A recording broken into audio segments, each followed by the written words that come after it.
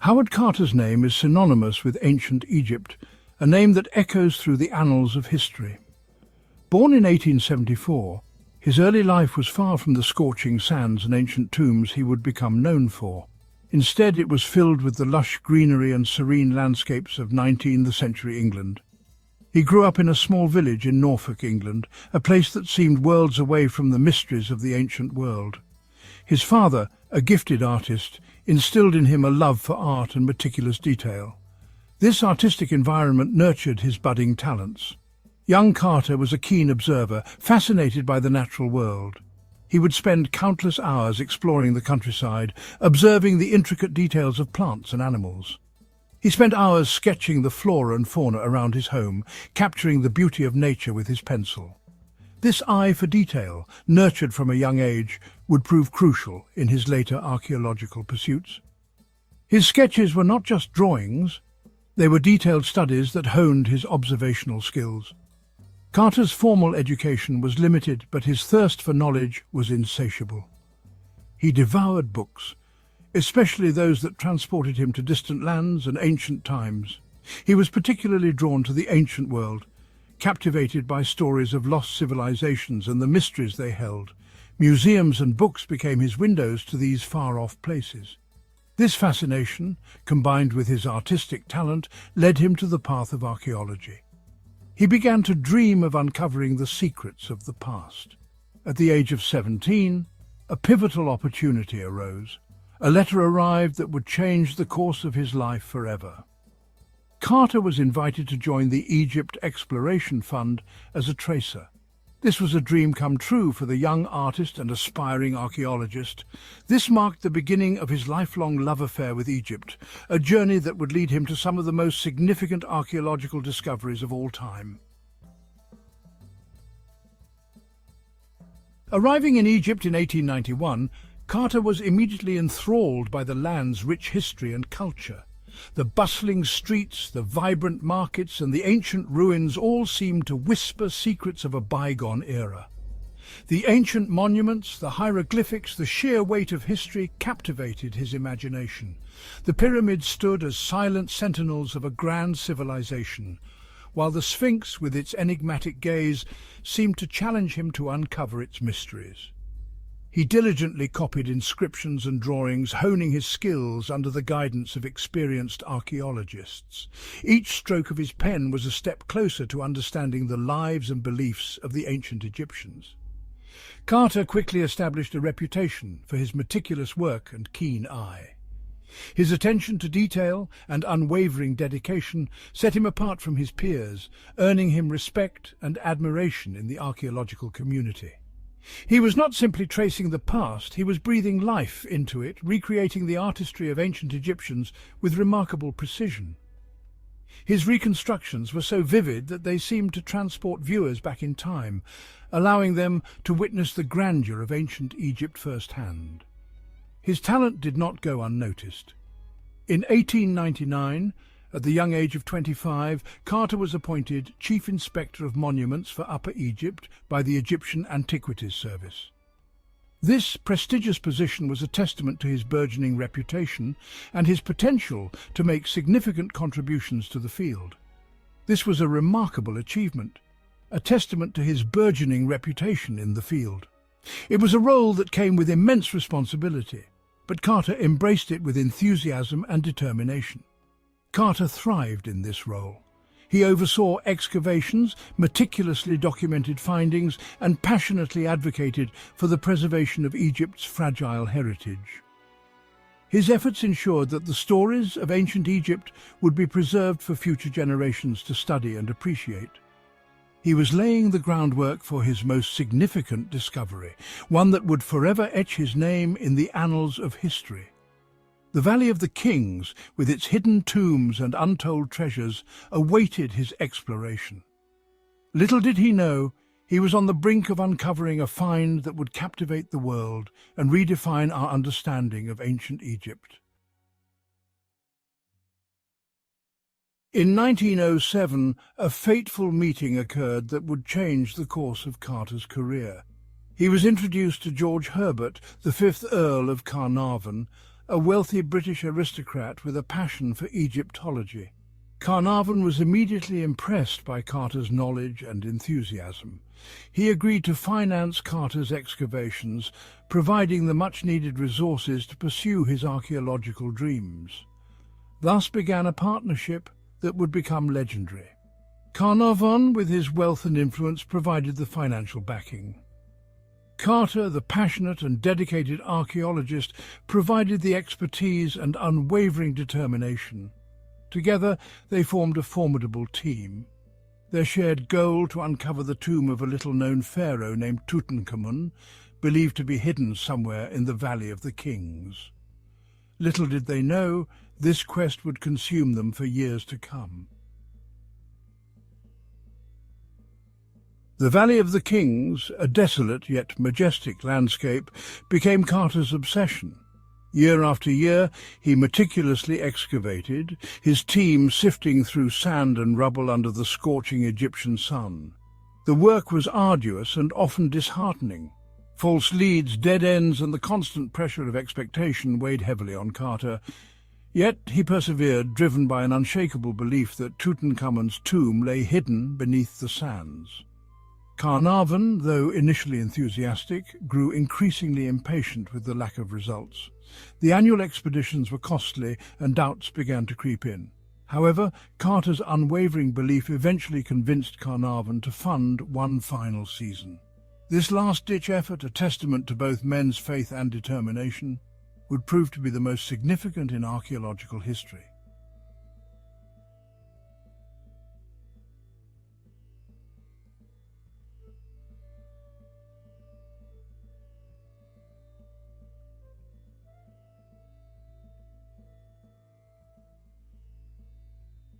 A fateful discovery, uncovering the steps to Tutankhamun's tomb. November 4th, 1922, dawned like any other day in the Valley of the Kings. The air was crisp and the golden hues of the rising sun bathed the ancient landscape in a mystical glow. Carter's team, weary from years of toil, began work on a new section, clearing debris near the tomb of Ramesses VI. They had been at this for so long, their hopes often dashed by false leads and empty chambers. As they dug, they stumbled upon a series of steps cut into the rock. The discovery was unexpected, a glimmer of hope in their relentless pursuit.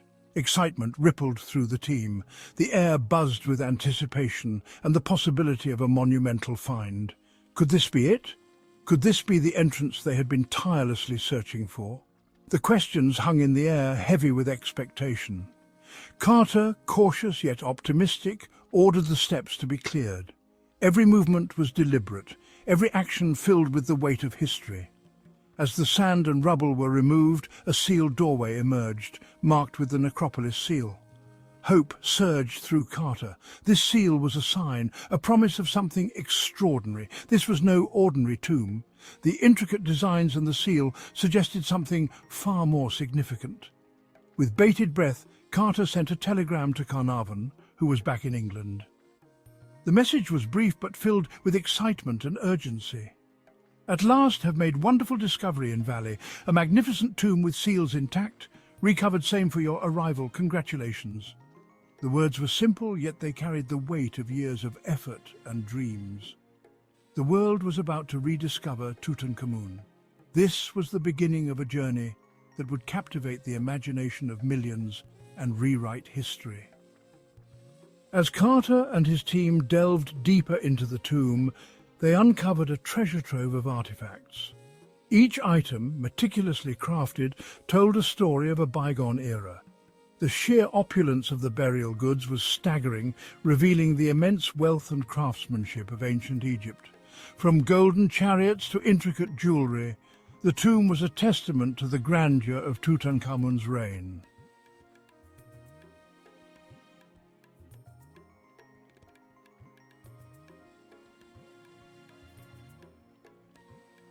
The discovery of Tutankhamun's tomb sparked a global fascination with ancient Egypt.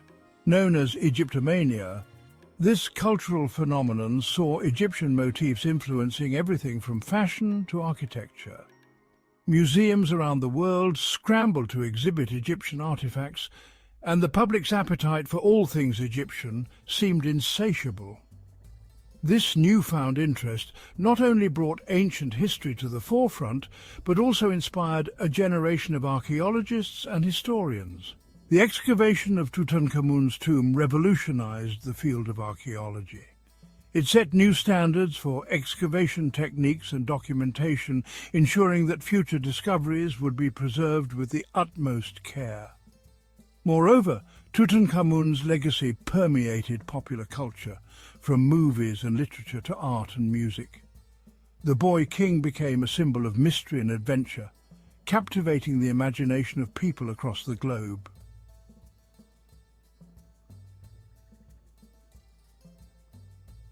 Even today, the allure of Tutankhamun endures. His tomb remains one of the most visited sites in Egypt, drawing millions of tourists each year. The treasures of Tutankhamun continue to tour the world, enchanting audiences with their beauty and historical significance. The story of the boy king, discovered almost a century ago, still resonates, reminding us of the timeless fascination with ancient Egypt and its enigmatic pharaohs.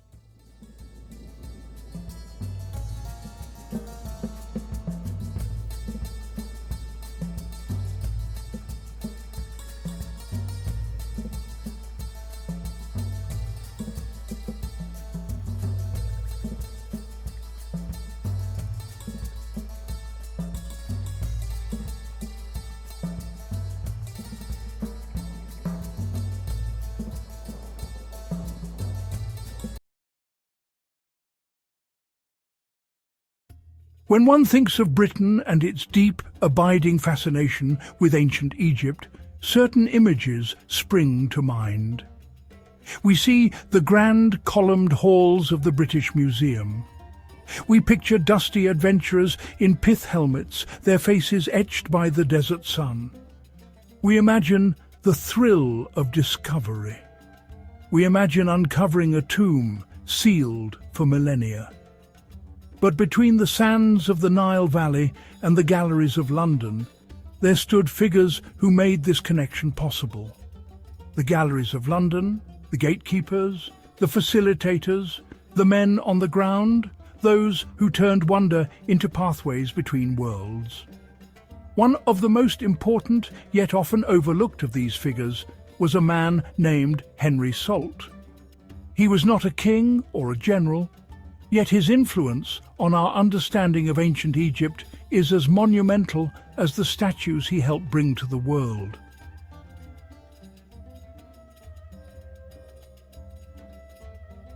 Henry Salt was born in Lichfield, Staffordshire, in 1780. It was a world away from the desert landscapes he would later call home. His father was a physician, a respected man in town. Lichfield's magnificent three-spire cathedral, the town's intellectual climate, birthplace of Dr. Samuel Johnson. Young Henry grew up in a comfortable middle-class home that encouraged the genteel arts. He was the youngest of 8 children. From an early age, he showed a distinct talent for drawing. His sketchbook became everything. His early education was respectable, though not destined for Oxford or Cambridge. He attended school in Lichfield and later in nearby Market Bosworth. His father recognised his gifts and decided to nurture them. He was sent to London to study painting. He studied under Joseph Farrington, then trained at the Royal Academy. During his time as a student in London, Henry Salt developed more than brush or pencil. He cultivated curiosity beyond the studio, observing people and places and learning languages. While his formal education was unremarkable, his self-education was extensive. He read widely: travel, geography, history. This blend of artistry and inquiry made him ideal for Viscount Valentia, who wished to document the world. Before photography, the expedition artist was paramount, a faithful visual recorder. Botanical and zoological studies, architectural wonders and ceremonial dress, and the very shape of the land. His drawings were data, Britain's first glimpses of distant worlds. Salt's calm temperament suited delicate dealings with dignitaries and officials. In Ottoman lands, protocol was perilous, missteps could be disastrous. He learned to listen, to work through interpreters, and to communicate clearly, a diplomat in embryo. In 1802, Henry Salt set sail with Viscount Valentia on a voyage that would define his future. Eastward, around Africa's Cape of Good Hope, to India. In Calcutta, he sketched the life and architecture of a bustling imperial city. In 1805, Valentia sent Salt into the interior of Abyssinia, a Christian kingdom closed to Europeans. His task? Establish contact with the emperor and explore trade for Britain. He faced treacherous terrain and complex politics, yet reached the royal court. He documented customs, language and history, producing portraits and landscapes of enduring value. The mission proved a success, enhancing his reputation. He returned in 1806. His work appeared in Valentia's Voyages and Travels, 1809, lavishly illustrated from Salt's drawings. Its success led to a second official mission as Crown Envoy.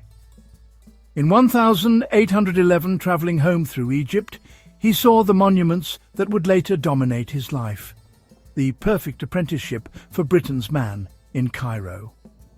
In 1815, Napoleon fell and Europe was remade. Peace refocused minds on global trade and influence. Egypt, under Muhammad Ali, was rising, ambitious, modernizing, strategically vital. In 1816, Henry Salt was appointed British Consul General. He protected British trade, dealing with merchants, captains, customs. He was also a political operative, managing relations with Muhammad Ali. And he countered France's formidable consul, Bernardino Drovetti. Salt became the point of contact for Europe's travellers, scholars and adventurers.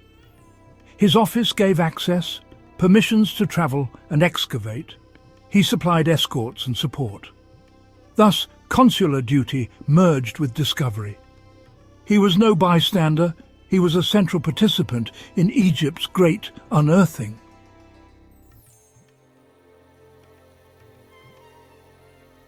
Once established, Salt pursued antiquities with extraordinary energy, part cultural rivalry with France, part personal mission.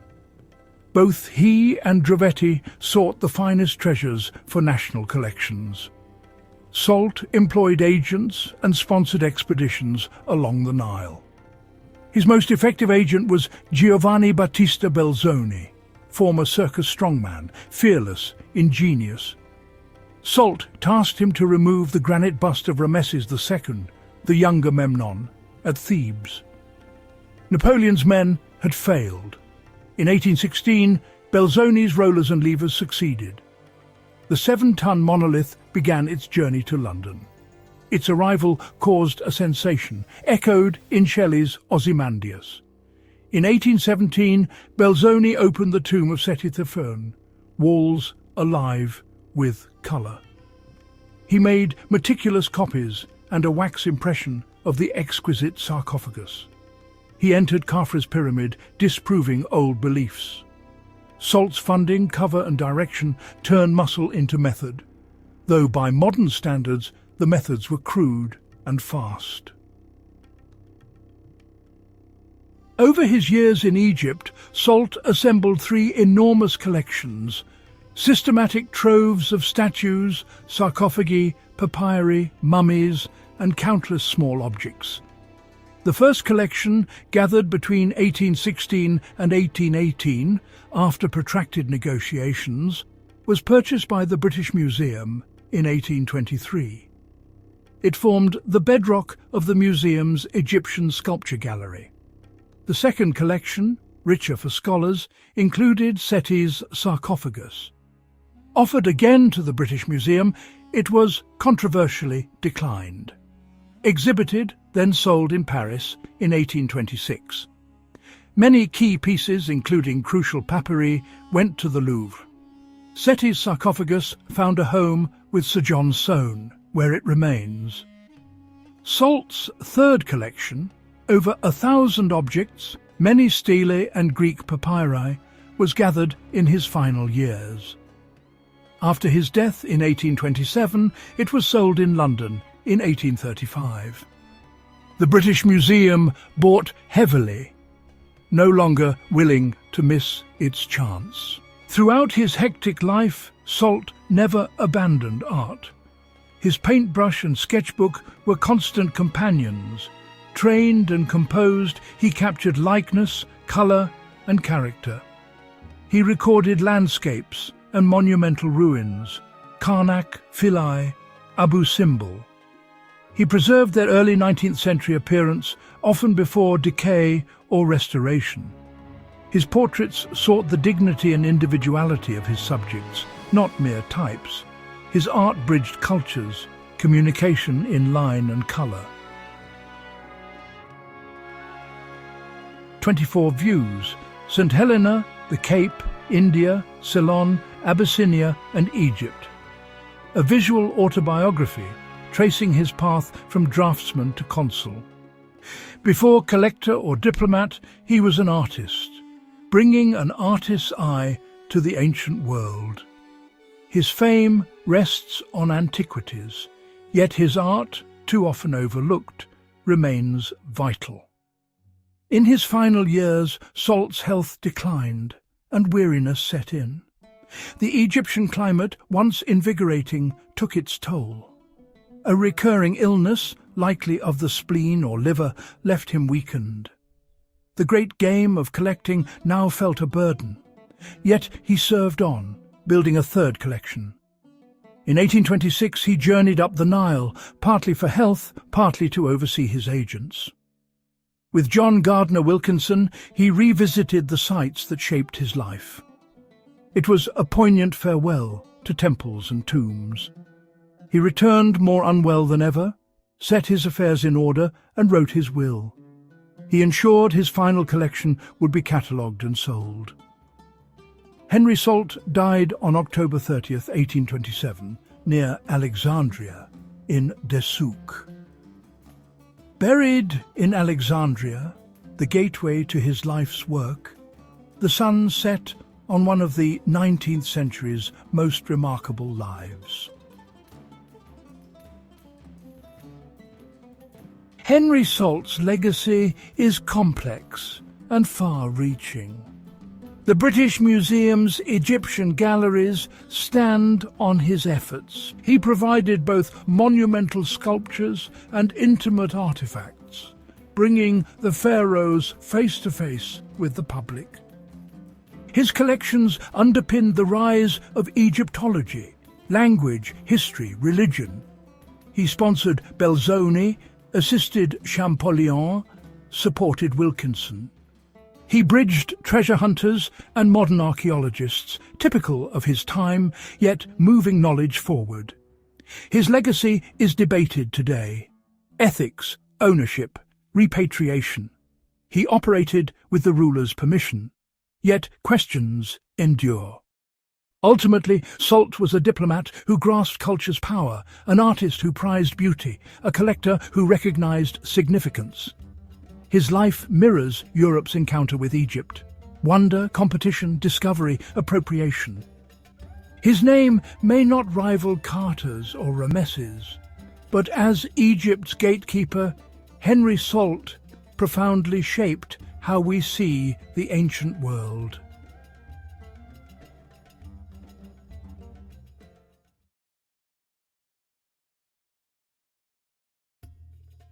The early 19th century was a time of great curiosity. Egypt, with its silent monuments and sun-bleached sands, drew men from all across Europe. Among them was an Italian man named Giovanni Battista Caviglia. He was not a scholar or a nobleman, but a former sea captain who had spent his life navigating the oceans. He arrived in Egypt with a different kind of purpose. He wanted to understand, not just to take. Born in Genoa in 1770, his years as a merchant sailor gave him a practical mind and a steady hand. He was a patient man, used to long voyages and careful planning. Unlike many contemporaries, Caviglia was fascinated by the structures themselves. He saw pyramids as immense puzzles, preferred small tools to dynamite, listened to the stones, and worked with slow, methodical care. A quest not for fame, but a personal connection to the past. In these years, Napoleon's savants and new decipherments stirred Europe. Egypt promised answers buried beneath wind and time, mysteries a patient eye could untangle. Caviglia landed at Bulak Quay, bartering in many tongues, hiring fellahin and craftsmen, learning Cairo's rhythm before turning his steady gaze toward Giza. He kept notebooks of winds, tools and costs. He spoke of listening to the stone, testing sands with a rod, tracing faint tool marks by lamplight. Caviglia set his base at the eastern face, a scatter of ropes, baskets, lamps and ledgers, turning the sand into a workshop of patience. He divided the day into watches, like a ship's log. At dawn, he checked tools, counted baskets, and noted wind, heat, and the temper of the crews. The descending corridor was his proving ground, packed with chips and dust from centuries. He ordered narrow baskets so men could pass without bruising the limestone. Step by careful step, the floor reappeared. He recorded the slope with a plumb line and cord, writing the angle beside a charcoal mark on the wall. Where the air turned stale, he tested a candle, then arranged a relay of fans at the mouth, coaxing a slow draft downward. He kept the granite plugs in view, immovable guardians wedged above, measuring their faces from below and sketching how debris flowed around them. At the junction with the ascending corridor, he paused the crew, clearing a shelf for tools. He forbade chisels on finished surfaces. Wood wedges and brushes did the work. The well shaft beckoned, narrow, jagged and uncertain. He lowered himself by hemp rope, easing past rotten timbers left by earlier intruders. Inside the shaft, he mapped each change of direction by counting arm lengths, then checked them against a knotted cord back at camp. Foul air rose like an unseen tide.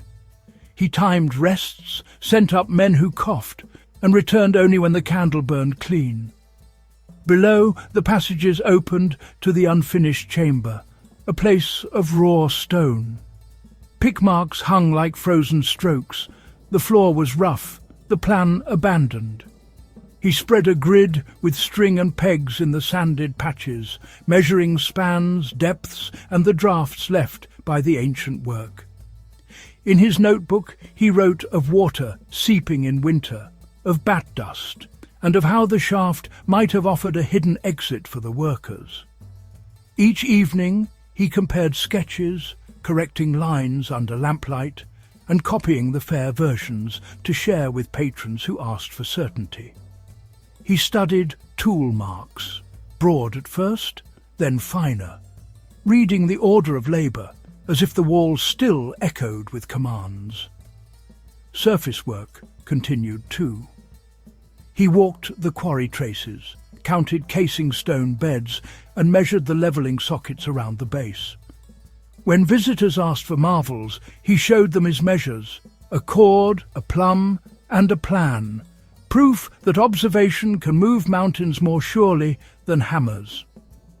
By season's end, the passages were clearer, the routes safer, and the maps strong enough that others could follow without guesswork. Caviglia left Giza, not with treasure, but with paths, lines on paper that turned rumour into shape, and darkness into rooms one could describe. From that groundwork, Egyptology at the Great Pyramid took a steadier step, built not on blasts, but on the quiet courage of patient days. In 1817 to 1818, with support from Henry Salt, Giovanni Battista Caviglia began systematic clearance at the Great Sphinx of Giza. At first light, he surveyed the plateau, fixed a working line, and marked a base around the monument. He organized crews of fellahin with baskets and ropes, cut low ramps in the drift, and set a windlass. Loads were tallied in a ledger so progress could be measured, not guessed. Ropes were checked for knots and wear, pulleys kept true. In hollows, he used a candle test for air before sending men below. Work proceeded in short, controlled intervals. The scope was practical. Clear down along the breast and forelegs, open the pores, and establish simple drainage channels to divert wind-blown sand away from the working face. Between the pores, the ancient stela was exposed to view. It was cleaned carefully and recorded, its position noted relative to the forelegs. Measurements were taken of principal dimensions, about height at the chest, breadth of the pores, distances to the enclosure wall. Pegs, cords, and a plumb set the lines. Plans and notes were forwarded to Salt. He observed quarry marks on the enclosure walls and recorded masonry repairs and patches from later periods. These details were entered with dates and bearings for later comparison.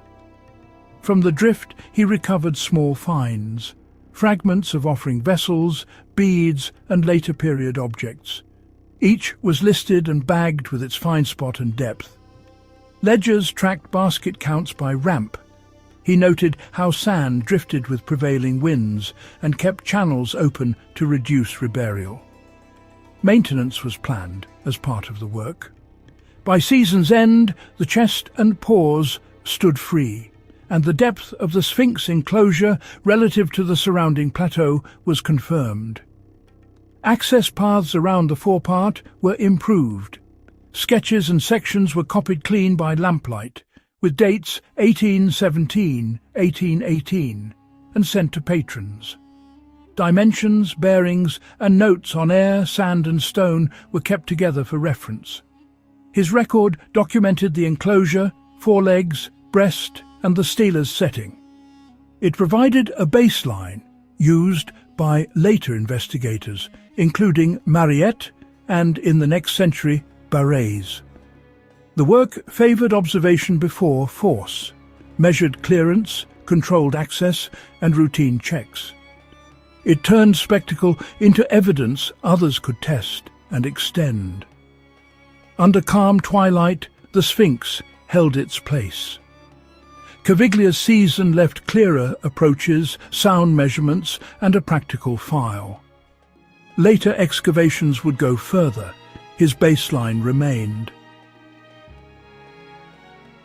Early 1820s. Memphis, Mitrahina, south of Cairo. Caviglia works the ground methodically. Shallow trenches, waterlogged spoil, baskets, ropes, timber braces holding the edges. By chance, the pit opens on a massive limestone form. Prone, low light, raking across carved muscles and royal cartouches. The context aligns near the south gate of the Temple of Petra, at the edge of the village. With British backing, Giovanni Battista Caviglia sets a measured plan. Crews gather with baskets, ropes and timber. A shallow pit is set. Braces go in before spades. Where water pools, bailing begins. Pumps work when the level allows. He records each stage, depth by knots on cord, soil by layer. Surfaces are shielded with damp cloth and wood shims. No blows on polished stone. From the mud, a red granite figure emerges lying face up. The profile is serene, the scale is colossal. Close-ups confirm cartouches, Usamatra Setepenra, Ramses II. Identification is entered in the ledger and copied clean. Measurements follow. Height at shoulder, breadth across chest, spans of the forearm. Broken feet noted, crown fragments listed as missing. Tool marks are sketched. A simple plan shows pit, braces and a drainage trench. A second copy is prepared for dispatch. Letters cross the Nile to patrons and officials. Interest rises in lifting the statue, yet the ground is soft and the weight immense. For the season, it remains in place. Visitors stand in shade to view the prone giant. Caviglia updates his sheet, date, bearings, water and condition, then files the Memphis notes. By lamplight, he concludes, the Colossus is recorded in situ, identified as Ramses II, and secured for further work. Night settles over Memphis. The record endures, dimensions, names, context. He matters because he chose method over spectacle, observation over force. Caviglia listened first, then moved sand. His corridor clearances the well shaft made safer plain maps. They gave others routes to follow and data they could trust. Grids, pegs, plumb, level, candle tests at dark mouths, careful notes before tools, habits that read like modern field sheets. His pages cross seas, dimensions, slopes, airflow, seeds for later surveyors and early Egyptologists who built upon his lines. We inherit a mixed ledger. He worked in an age of removals, now debated. Yet his documentation advanced understanding and shaped ethics that value context. Today we measure before we move, record before we lift. His patience echoes in our practice. He proved the desert rewards restraint. Let the stones speak, and we, with care and lines, learn to listen. Caviglia's record is practical. Measured clearances at the Great Pyramid, the well shaft mapped by knots and cord, and safe access restored through candle-tested air. At the Sphinx, 1817-1818, he exposed the chest. He exposed the pores, documented dimensions, documented the steeler's setting, and forwarded copies for others to test. At Memphis, early 1820s, he identified a prone colossus of Ramses II, Usa Matre Setepenre, logged measurements, logged condition, logged context in situ. His habit was consistent. Grids, pegs, plumb, and notes before tools. Later investigators, Mariette in the 19th century and Barres in the 20th, worked from clearer baselines because his pages travelled. The ledger is mixed by era. Some removals were sponsored, now debated. The value that endures is method, record first, then act. Today, field practice echoes him. Air checks in confined spaces, mapped passages and transparent logs others can audit. Conclusion. Caviglia turned rumour into routes and sites into plans. With patience and lines, he taught the desert to be read.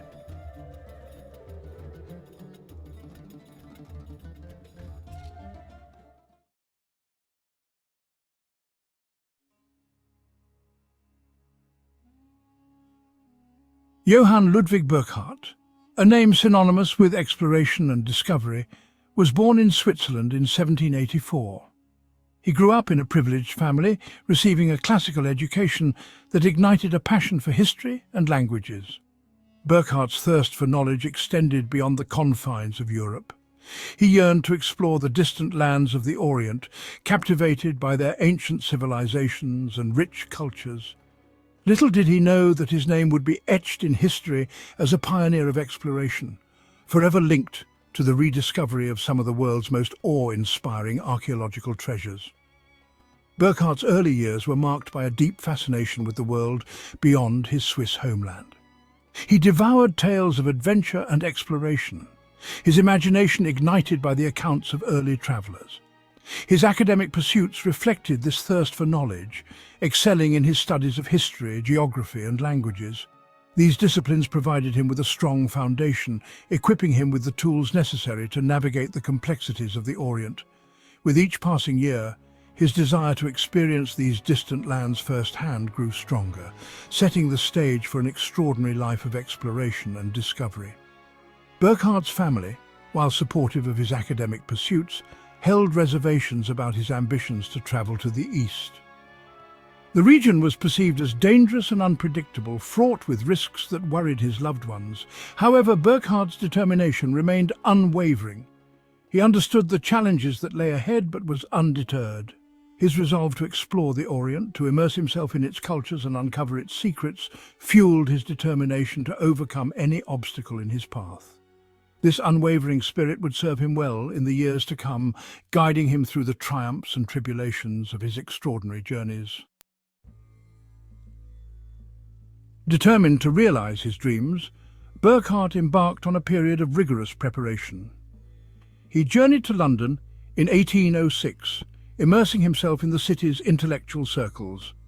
He honed his Arabic language skills at Cambridge, recognizing the importance of mastering local dialects to navigate the complexities of communication in the East. This linguistic dedication was not merely academic, it was a testament to Burckhardt's respect for the cultures he sought to engage with. His studies went beyond language acquisition, encompassing a deep dive into the history, customs and religious practices of the Arab world. He delved into the accounts of previous explorers, scrutinizing their successes and failures, gleaning valuable insights from their experiences. Burckhardt recognized that knowledge, particularly cultural sensitivity, would be his greatest asset in navigating the challenges of the Orient. His preparations were meticulous, reflecting a blend of academic rigor and practical wisdom, shaping him into an explorer uniquely equipped for the journey ahead. In 1809, under the auspices of the African Association, a London-based organization dedicated to exploring the African continent, Burckhardt embarked on his journey to Cairo. This marked the beginning of his transformation from a scholar into an explorer, stepping out of the libraries and lecture halls and into the heart of the unknown. The voyage to Cairo was arduous, fraught with the challenges of sea travel during that era. Yet, Burckhardt faced each obstacle with unwavering determination, his spirit buoyed by the knowledge that he was one step closer to realizing his lifelong dream. His arrival in Cairo marked the beginning of his immersive experience in the Arab world. He dedicated himself to perfecting his Arabic, adopting local customs, and immersing himself in the rhythms of life along the Nile. He understood that to truly connect with the people and places he aimed to explore, he needed to blend in, to shed the persona of a European outsider and embrace the guise of a traveler who respected and appreciated the nuances of their culture. This commitment to cultural immersion would prove invaluable in the years to come, enabling him to gain access to places and people that had remained hidden from the outside world. Donning the persona of Sheikh Ibrahim ibn Abdallah, a guise meticulously crafted to blend into local communities, Burckhardt embarked on his exploration of the Ottoman Empire's southern regions. This strategic adoption of a local identity was essential for his safety and success. It allowed him to navigate sensitive religious and cultural landscapes, facilitating interactions with local populations who might have been wary of a European traveller. His disguise was more than just a change of clothes. It was an embodiment of his commitment to respectful exploration. In 1812, while journeying through the rugged landscapes of present-day Jordan, Burckhardt encountered Bedouin tribesmen who spoke of a hidden city carved into the sandstone cliffs. Intrigued by their descriptions, he persuaded them to guide him to this mysterious place, unaware that he was about to rediscover one of antiquity's most spectacular lost cities, Petra. The journey was fraught with challenges, navigating treacherous terrain and negotiating with wary locals. Yet Burckhardt's perseverance, fueled by a thirst for discovery, led him to the very heart of this hidden wonder. As he stood before the treasury, Petra's most iconic monument, carved with astonishing detail into the sheer rock face, Burckhardt was awestruck. He meticulously documented the ruins, sketching detailed drawings and recording intricate measurements. He recognized the historical significance of his discovery, understanding that he was rediscovering a lost civilization, a testament to the ingenuity and artistry of the Nabatean people. His meticulous documentation, carried out under the guise of a simple traveller, would prove crucial in reintroducing Petra to the world. Despite his awe at the grandeur of Petra, Burckhardt remained committed to his assumed identity. He knew that revealing his true purpose could jeopardize his safety and limit his access to other hidden treasures. He feigned disinterest, downplaying the significance of the ruins to avoid arousing suspicion. This act of calculated indifference, a testament to his adaptability and quick thinking, allowed him to complete his exploration of Petra and continue his journey, carrying with him the knowledge of a rediscovered wonder that would captivate the world's imagination. Burckhardt's journey continued southward, leading him to Egypt, a land steeped in ancient history. He immersed himself in the study of hieroglyphics, recognizing the importance of deciphering these ancient scripts to unlock the secrets of Egypt's past. His linguistic talents, honed through years of dedicated study, proved invaluable as he grappled with the complexities of this ancient writing system. His efforts, while preliminary, contributed to the growing field of Egyptology, laying the groundwork for future scholars who would ultimately crack the code of hieroglyphics. In 1813, while travelling along the Nile, Burckhardt's attention was drawn to tales of colossal statues buried in the sand near the village of Abu Simbel. Intrigued, he ventured into the desert, guided by local stories and rumours. His perseverance was rewarded when he stumbled upon the awe-inspiring temple complex of Abu Simbel, half buried by the shifting sands of time. The sight of these colossal statues, carved with such grandeur and scale, left him speechless. He recognized the historical significance of his discovery, understanding that he was standing before a monument of unparalleled grandeur, a testament to the power and ambition of Pharaoh Rameses II. He meticulously documented the site, his detailed descriptions and sketches capturing the magnificence of the temple complex. Burckhardt's discovery at Abu Simbel, alongside his rediscovery of Petra, cemented his legacy as a pioneer of archaeology, a man who brought to light some of the ancient world's most spectacular treasures. Despite the challenges he faced, the scorching heat, the unforgiving terrain, and the constant need to maintain his assumed identity, Burckhardt's spirit never wavered. He pressed on, driven by an insatiable curiosity and a profound respect for the cultures he encountered. His journey through Egypt was more than just a geographical exploration. It was a testament to the power of human curiosity. A journey that revealed the enduring allure of ancient civilizations and the thrill of uncovering their hidden wonders.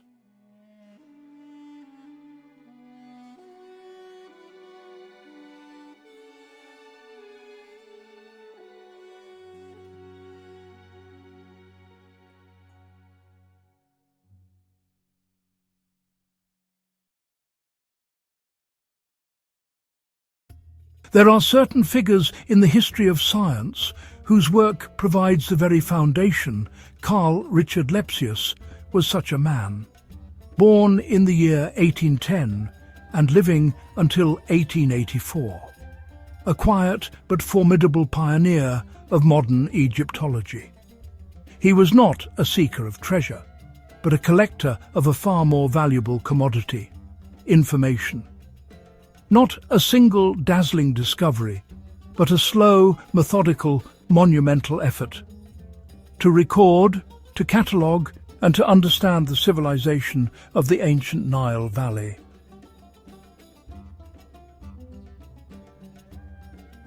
Karl Richard Lepsius was born on the 23rd of December 1810 in Naumburg an der Saale, a town in what is now Germany. His upbringing was one steeped in intellectual curiosity, his father being a classical scholar who undoubtedly nurtured his son's academic inclinations from a young age. This early environment set the course for his life's work. He pursued a rigorous education, delving into classical philology, archaeology, linguistics. He studied at Leipzig, Göttingen, Berlin. He mastered Latin, Greek. His interests expanded to Sanskrit and early Semitic languages. He went to Paris. He studied under Jean-Antoine Letronne. He gained access to Champollion's papers and teachings. That exposure sparked his interest in Egyptology. He immersed himself in ancient Egyptian language study, learned hieroglyphs, learned later cursive forms, and learned Coptic.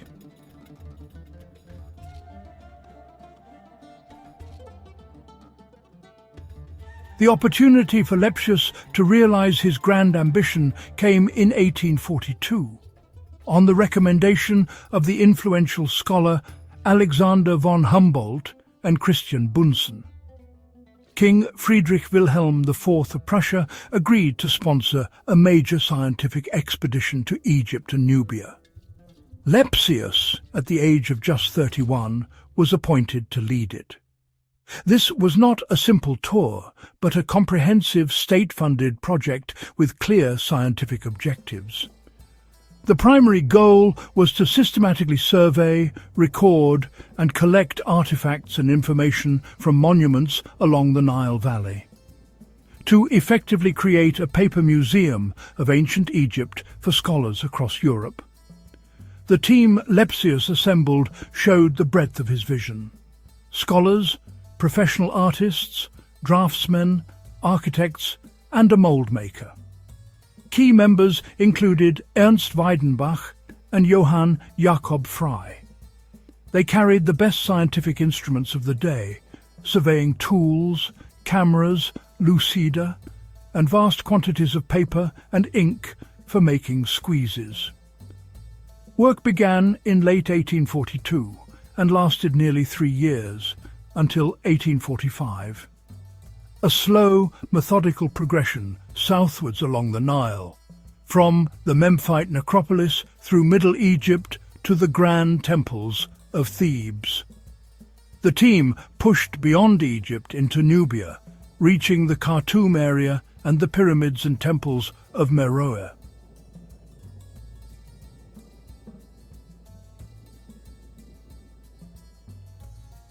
Among the most enduring and practical of Lepsius's contributions is what has become known as the Lepsius list of pyramids. As the Prussian expedition travelled through Lower Egypt's necropolises, they moved from Abu Rawash to Meidum. Lepsius undertook the first systematic survey of these monumental structures. He devised a simple yet effective system, assigning Roman numerals to each pyramid. He started with Pyramid 1 at Abu Rawash and then proceeded southward. The numbering brought order to the pyramid fields. It included the famous pyramids of Giza and Dashur and many smaller ruinous structures previously overlooked. His original list catalogued 67 pyramids covering royal burial sites of the Old Kingdom and the Middle Kingdom.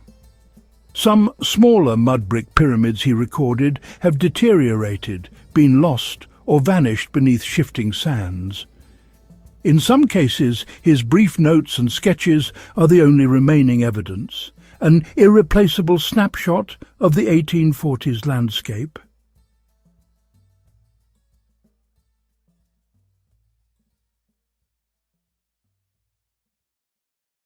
Beyond his archaeological work, Lepsius made a profound and lasting contribution to linguistics, a quiet architecture of letters that would shape how scholars heard and rendered the world's voices.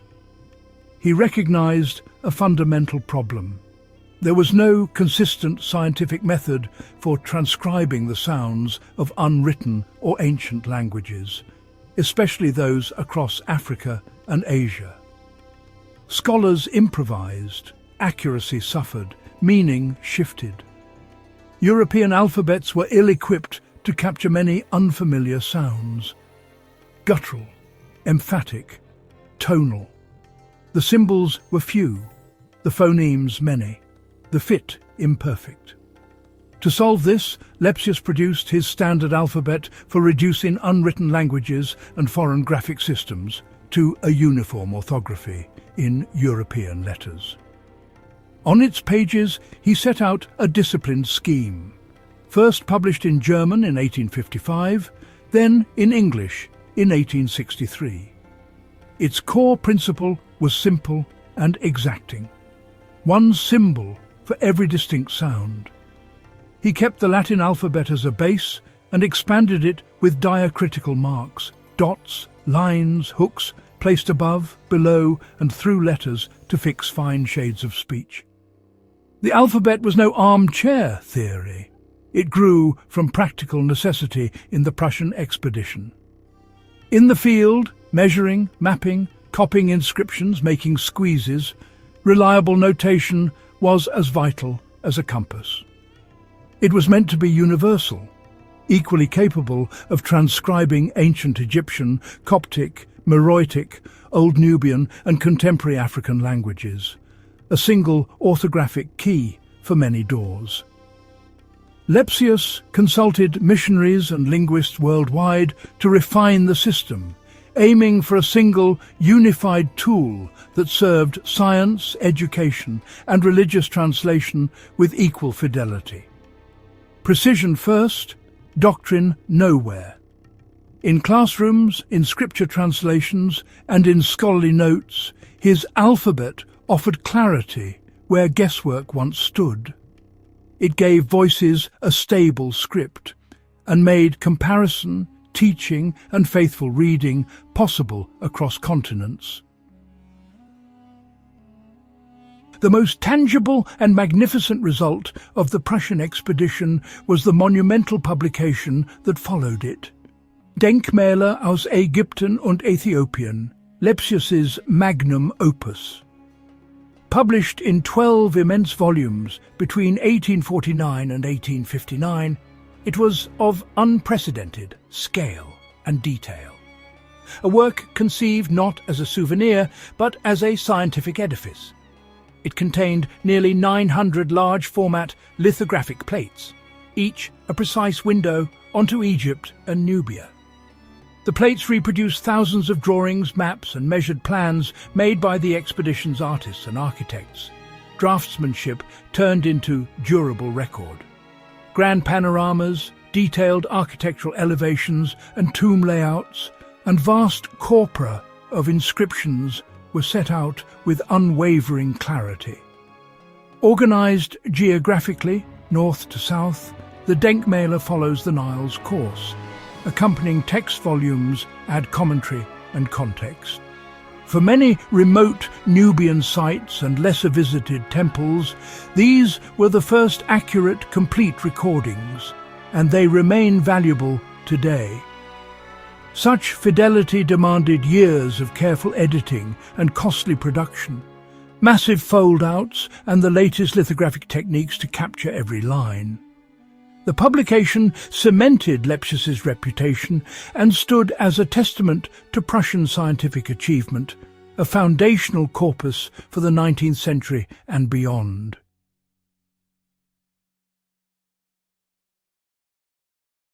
Lepsius's influence extended far beyond his fieldwork. He was a pivotal figure in shaping European museum collections. In 1855, he became co-director of the Egyptian Museum of Berlin. In 1865, he was appointed keeper of the Egyptian collection. He was an active architect of the collection, aiming beyond a cabinet of curiosities to a systematic library of objects. The expedition acquired objects under his oversight: gateways, tomb chapel walls, statues, stelae, papyri, guided by scholarly value. We must view these activities within their 19th century context. Removing artifacts, common then, is now under intense ethical scrutiny and debate. His detailed records often provide the only provenance for removed objects. He advised museums and collectors, encouraging chronological and thematic displays to tell a coherent story of Egypt's past. His influence shaped what was collected and how it was presented and understood by the public for generations. This transformed Berlin into a world-leading centre for Egyptological research, a status it still holds today. At the heart of all of Lepsius's achievements was a philosophy of fieldwork, precision, systematization, comprehensiveness. When he arrived in Egypt, the prevailing approach was often hurried exploration, focused on finding spectacular objects or clearing tombs as quickly as possible. Lepsius introduced a different pace. He understood that the context of an object was just as important as the object itself. The goal was not simply to find things, but to understand and record their relationships to each other and to the landscape. Every site was approached with a clear plan. First, detailed maps, then structures measured and drawn in plan, elevation, and cross-section. Only after the survey did they copy inscriptions, pioneering large-scale use of paper squeezes for fine, three-dimensional impressions. Lightweight to transport, squeezes captured detail beyond drawing. In Berlin, they yielded exact plaster casts for study. The legacy of Carl Richard Lepsius is not contained within a single discovery, but woven into the methods and foundational texts of Egyptology. After the expedition, he remained a dominant force through extensive academic work and teaching, his influence living on in pages, plans, and practice. As a professor at the University of Berlin, he trained a new generation of Egyptologists, instilling rigorous philological accuracy and methodical research practices. His student, Georg Ebers, became a leading scholar. His student, Adolf Ehrmann, became a leading scholar. Before photography, precise lithographs were the closest thing to being on site. Even after, the drawings clarified faint or damaged reliefs. He worked to reconcile king lists with monument evidence. His Königsbuch der alten Ägypter in 1858 sought a reliable pharaonic chronology. Many conclusions were refined. He was a man of his era, and some interpretations have been superseded. Yet his systematic weighing of sources shaped future chronology. From field notes to printed plates, his method bridged observation and record. Still, the robustness of his data keeps his work useful. Modern scholars return to his drawings, maps, and list of pyramids to re-examine evidence. His greatest legacy, not just answers, but the raw material for new questions and new answers. Carl Richard Lepsius passed away in 1884, leaving behind a field he had irrevocably professionalized. Egyptology reshaped from romantic adventure into a structured academic discipline. His career was a testament to systematic work, patient observation, and unflinching accuracy. Measured drawings, careful notes, context before spectacle, precision that turned exploration into scholarship. He was not a seeker of gold, but a cartographer of history, mapping not only the geography of the Nile Valley, but the landscape of its ancient civilization. When an archaeologist uncovers a new tomb in Saqqara, they will likely consult the Lepsius list to see if he noted any structure there. When a linguist studies a difficult passage, they may turn to the plates for a clearer copy of the inscription. His work serves as a fixed point in time, a snapshot before modern tourism, pollution, and urban expansion. And every student who maps a site or copies an inscription follows in his footsteps. He established a blueprint for scientific fieldwork that new technologies refine but do not replace. Lepsius gave the world a map of stone and script, proving that thousands of careful facts can reveal a civilization's grand story.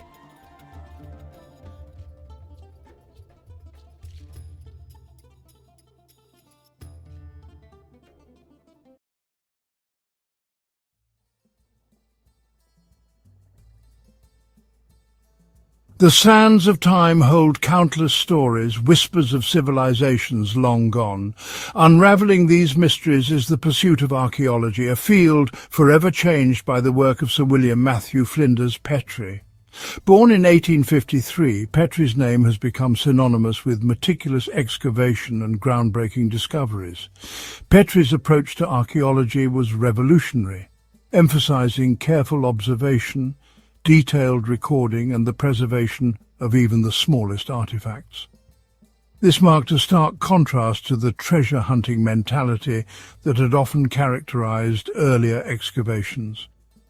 Petrie's commitment to scientific rigor laid the foundation for modern archaeological practices.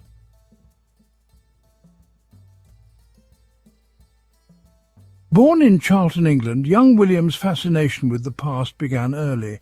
Homeschooled and encouraged by his surveyor father, he developed a keen eye for detail and a passion for history.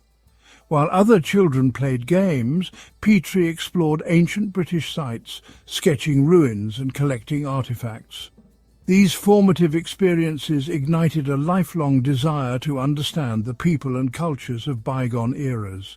His early studies focused on surveying and engineering, skills that would prove invaluable in his archaeological pursuits. However, Petrie's true passion lay in uncovering the secrets of the past. In 1880, at the age of 27, Petrie embarked on his first expedition to the land of the Pharaohs, a journey that would forever alter the course of his life and the field of archaeology itself.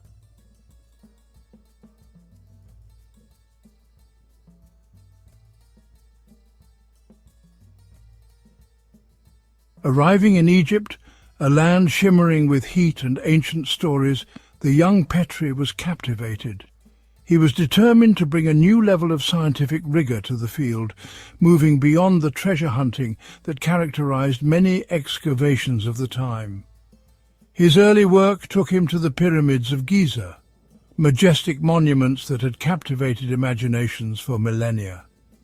While others had been drawn to the grandeur of the pyramids themselves, Petrie focused on the surrounding areas, the workers' villages and cemeteries.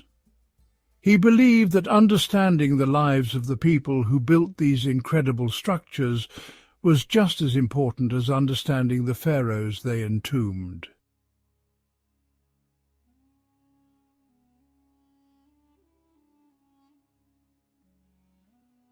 Petrie's work at Giza garnered attention, and he soon found himself leading excavations at Tanis, an ancient Egyptian capital in the Nile Delta. Here he unearthed the royal tombs of the 21st and 22nd dynasties, a period of Egyptian history shrouded in mystery. These tombs, filled with gold, silver and intricate jewellery, yielded a wealth of information about a turbulent and often overlooked era. But it wasn't just the opulence of the treasures that fascinated Petrie. He was equally captivated by the everyday objects, the pottery shards, tools and toys that offered glimpses into the lives of ordinary Egyptians. Through his meticulous excavations at Giza and Tanis, Petrie was building a reputation as a skilled and insightful archaeologist.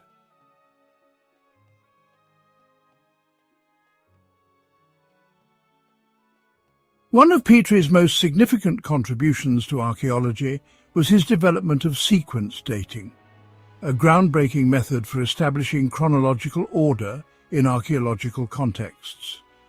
He observed that pottery styles evolved over time, and that by carefully analysing and categorising these styles, it was possible to create a relative timeline for different layers of an excavation site. Petrie's system of sequence dating revolutionized archaeology, providing a framework for understanding the chronology of ancient cultures. It allowed archaeologists to move beyond vague assumptions and establish a more accurate understanding of the relationships between different sites and artifacts.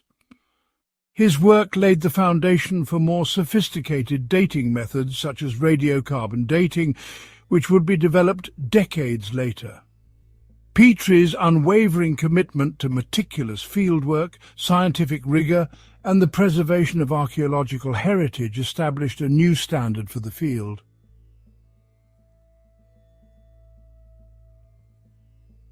By the late 19th century, Petrie's reputation as a meticulous archaeologist had spread. He turned his attention to Tel el-Hesi, a mound in southern Palestine that held the ruins of an ancient city. Layers upon layers of human occupation promised a treasure trove of information, a window into millennia of history. The site was a complex puzzle, with remnants of various civilizations piled one atop another. But Petrie, with his characteristic systematic approach, embraced the challenge. By analysing the pottery fragments from different layers at Tel el-Hesi, Petrie was able to establish a relative chronological sequence for the site, a breakthrough that revolutionised archaeological dating.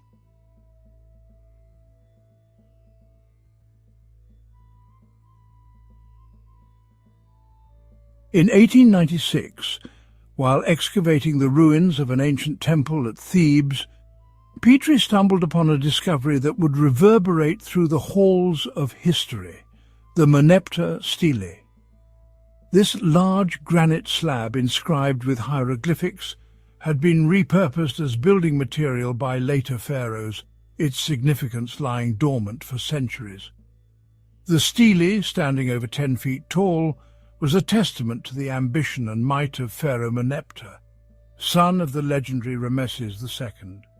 It detailed Merneptah's military campaigns and victories, boasting of his triumphs over enemies in Libya and Canaan.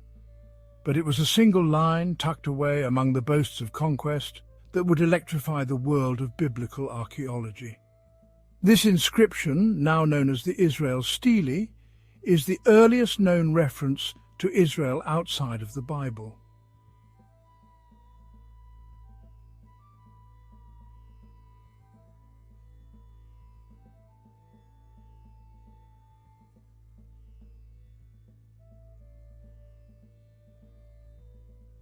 The discovery of the Merneptah stele sent shockwaves through the world of biblical scholarship.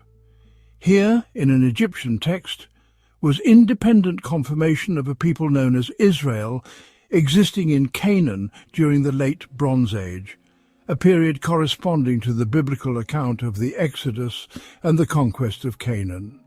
The stele provided tangible historical evidence that corroborated, at least in part, the biblical narrative, sparking intense debate and discussion. Petrie, ever the meticulous scholar, approached the inscription with caution. He recognized the significance of the find, but also the need for careful analysis and interpretation. The Merneptah stele became a cornerstone of biblical archaeology, sparking decades of research and debate about the relationship between the biblical account and archaeological evidence.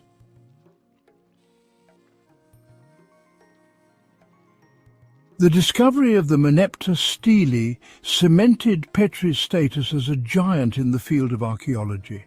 Yet his most enduring legacy lies not just in his individual discoveries, but in his revolutionary approach to the discipline itself. Petrie was among the first to recognize that archaeology was more than just treasure hunting. It was a scientific endeavor that demanded rigor, precision, and a deep respect for the past. Prior to Petrie, excavations were often haphazard affairs, more akin to treasure hunts than scientific investigations. Petrie, however, insisted on a systematic approach. By understanding the context in which an object was found, Petrie could piece together a more complete picture of the past.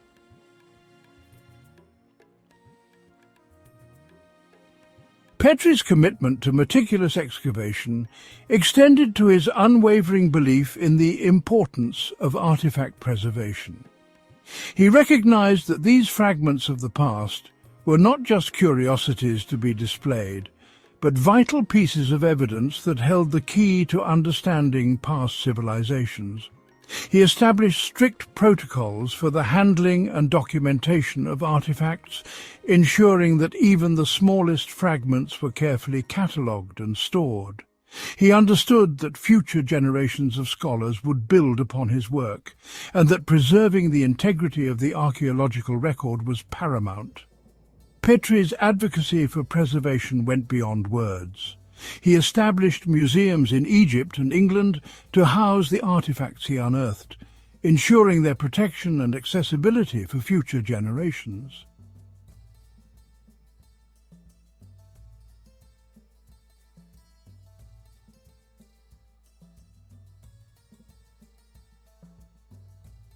Petrie's impact extended far beyond his own excavations and discoveries.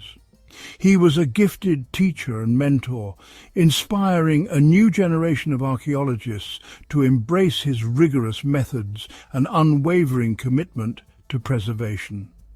He established archaeological training programs both in England and Egypt, where he instilled in his students the importance of meticulous fieldwork, scientific observation, and a deep respect for the cultures they were studying. Petrie's students went on to become leading figures in the field, disseminating his methods and principles across the globe. His influence can be seen in the work of countless archaeologists who followed, from the deserts of Egypt to the jungles of South America.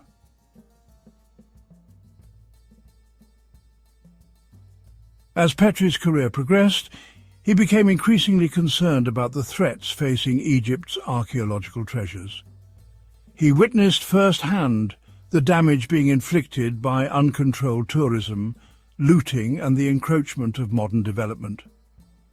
He recognized that if these irreplaceable pieces of the past were to be saved for future generations, urgent action was needed. Petrie became a vocal advocate for the preservation of Egypt's cultural heritage. He lobbied tirelessly for the creation of antiquities laws and the establishment of government agencies tasked with protecting archaeological sites.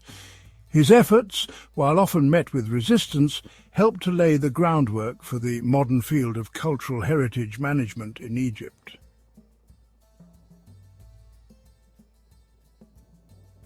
Sir William Matthew Flinders Petrie, the boy who had once explored ancient British ruins, left an indelible mark on the world of archaeology. He revolutionized the field, transforming it from a pursuit of treasures to a rigorous scientific discipline. His meticulous methods, his unwavering commitment to preservation, and his passion for understanding the past continue to inspire generations of archaeologists. His legacy is etched in the countless artifacts he unearthed, carefully preserved and displayed in museums around the world. It lives on in the meticulous records he kept, a treasure trove of information that continues to fuel research and discovery. His work reminds us that the past is not a distant, irrelevant realm, but a vibrant tapestry that continues to shape our present and our future.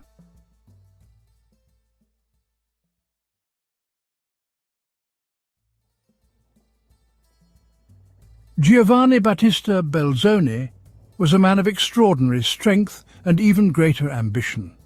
His life was a testament to the power of determination and the pursuit of one's passions. Born in Padua, Italy in 1778, he towered over most at 6 feet 7 inches tall. His imposing stature was matched only by his larger-than-life personality and unyielding drive. Belzoni's early life was a colourful tapestry of adventure and enterprise. From a young age he was fascinated by the world around him and sought to make his mark in it. He trained as a monk but felt drawn to a different path. The monastic life, with its quiet contemplation, could not contain his restless spirit. Europe in the late 18th century was in turmoil.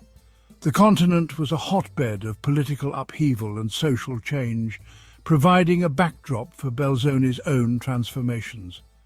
Belzoni travelled widely, reinventing himself as a strongman in a travelling circus. His performances were not just about brute strength, they were a showcase of his ingenuity and showmanship. He captivated audiences with feats of strength and hydraulic inventions. His innovative spirit led him to create devices that amazed and entertained people across Europe. Yet his curious mind craved more.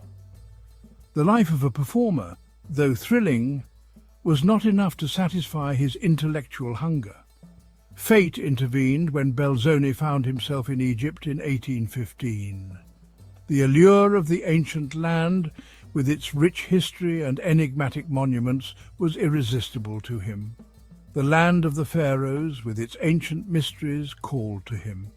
It was a place where he could combine his physical prowess with his intellectual curiosity.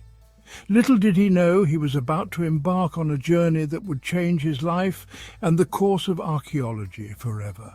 His adventures in Egypt would lead to discoveries that would astonish the world. Belzoni's name would soon be synonymous with some of the most remarkable discoveries in Egyptian history. His legacy as a pioneering explorer and archaeologist would endure for generations to come. Egypt in the early 19th century was a land of opportunity for those with a thirst for discovery. Napoleon's expedition had rekindled Europe's fascination with ancient Egypt. The race was on to uncover its treasures. Belzoni, with his towering physique and unwavering determination, was perfectly suited for the task.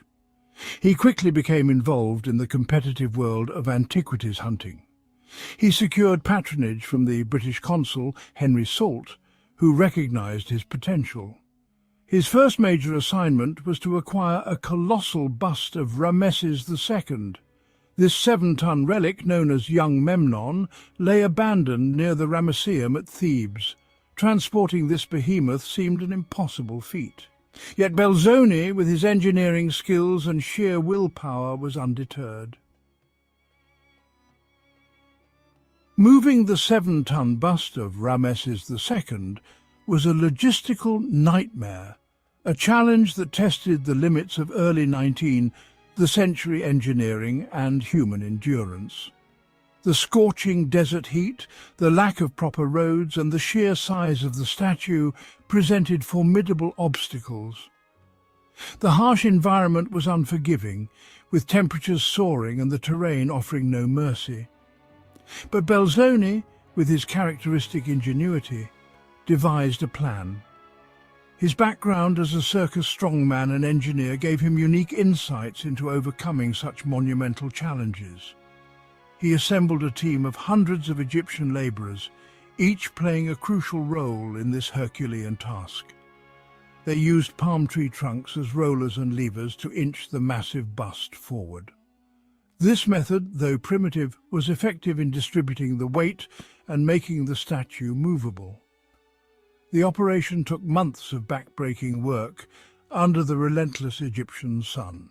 The labourers toiled day and night, driven by the vision of completing this extraordinary task. Finally, against all odds, Belzoni succeeded in transporting the colossal bust to the Nile. This was a moment of triumph, a testament to human perseverance and ingenuity. From there it journeyed by boat to Alexandria and eventually to its final destination, the British Museum in London. The journey by water was no less challenging, requiring careful navigation and handling. This remarkable feat of engineering and determination cemented Belzoni's reputation as a legend in the field of archaeology. His success not only brought the bust to a global audience, but also highlighted the incredible achievements of ancient and modern engineering.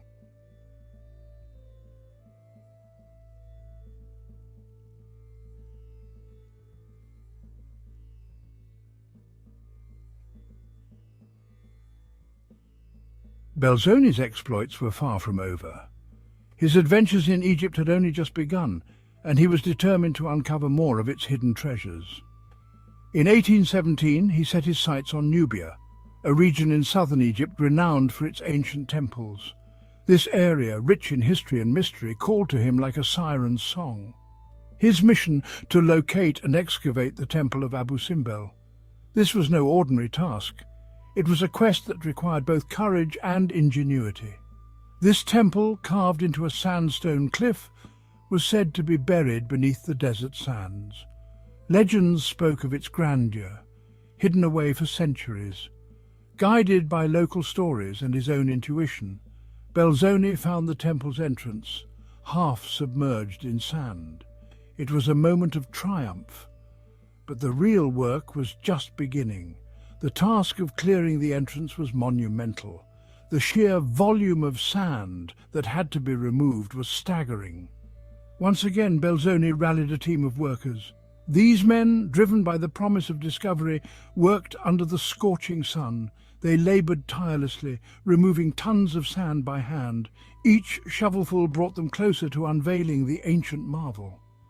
Finally, the entrance to the temple, adorned with colossal statues of Rameses II, was revealed. These statues, standing guard for millennia, were a sight to behold. Belzoni's discovery of Abu Simbel was a sensation. News of the find spread quickly, capturing the imagination of people around the world. It offered the world a glimpse into the grandeur and power of the ancient Egyptian civilization. The temple of Abu Simbel became a symbol of the enduring legacy of Egypt's past.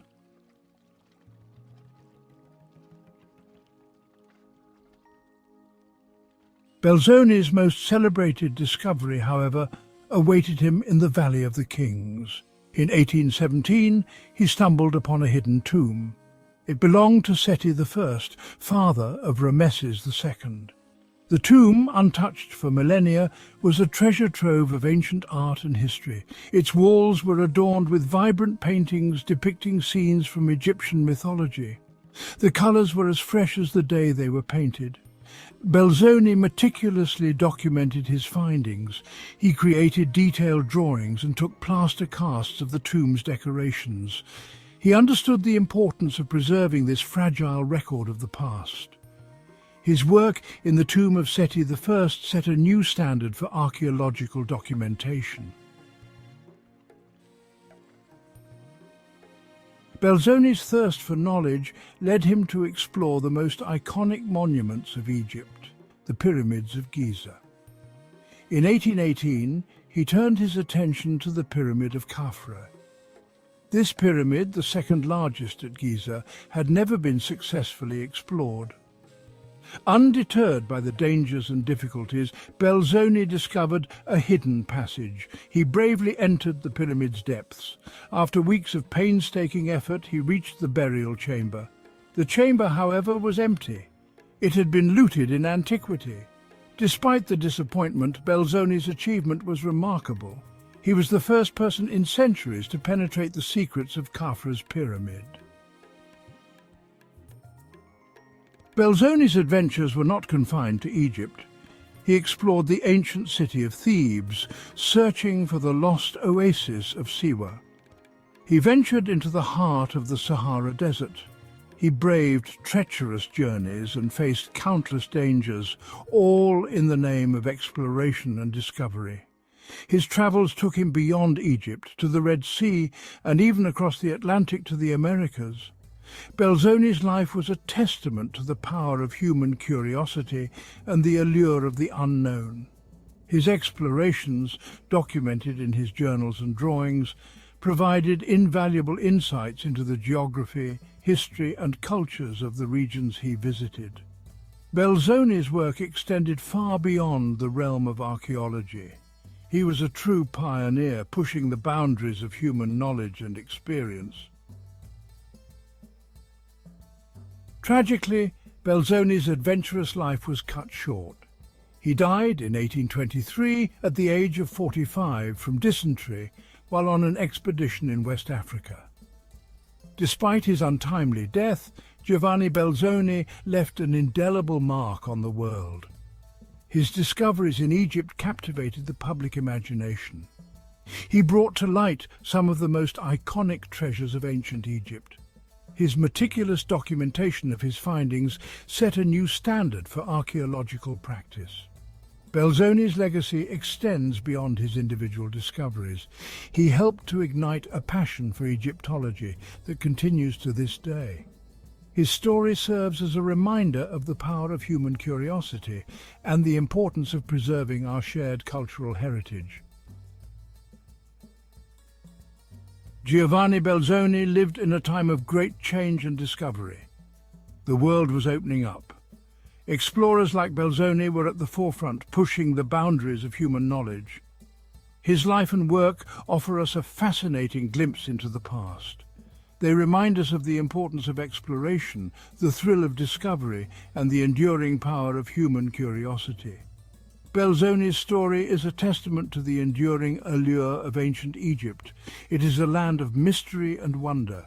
It continues to captivate and inspire us centuries after Belzoni first set foot on its shores. His legacy lives on, not just in the museums that house his discoveries, but in the hearts and minds of all who are drawn to the mysteries of the past.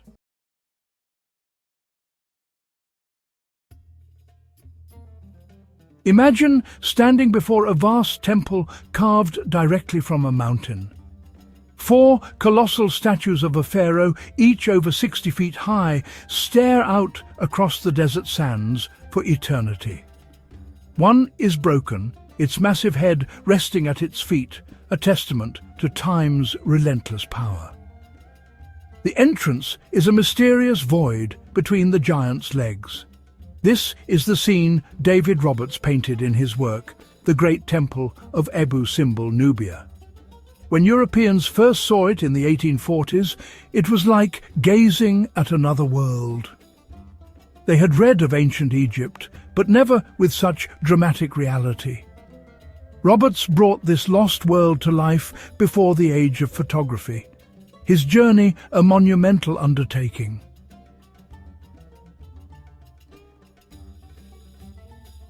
David Roberts was born in Stockbridge, a suburb of Edinburgh, in 1796. His family were of humble means, his father a shoemaker. From a very young age, he sketched on any surface he could find. At 12, he apprenticed to the decorator Gavin Bugo.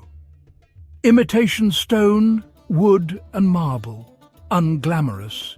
Yet it taught texture and illusion.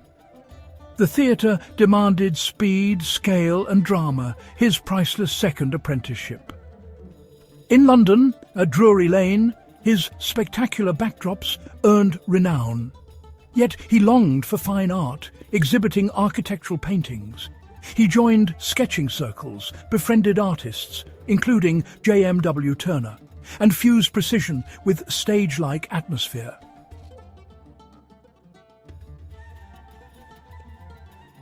By the early 1830s, he yearned for subjects beyond Britain.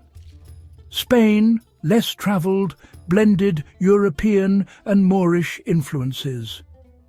In Granada, he sketched the Alhambra's delicate archways, tiled patterns and tranquil courtyards. Spain transformed his palette, warmer tones and dramatic light and shadow. A brief journey to Morocco gave first-hand glimpses of North African life. Markets, garments and prayer. He began adding people to place, figures animating architecture.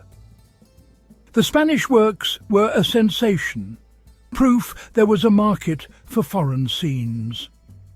These travels were a dress rehearsal, practical training for the far more ambitious journey to Egypt and the Holy Land.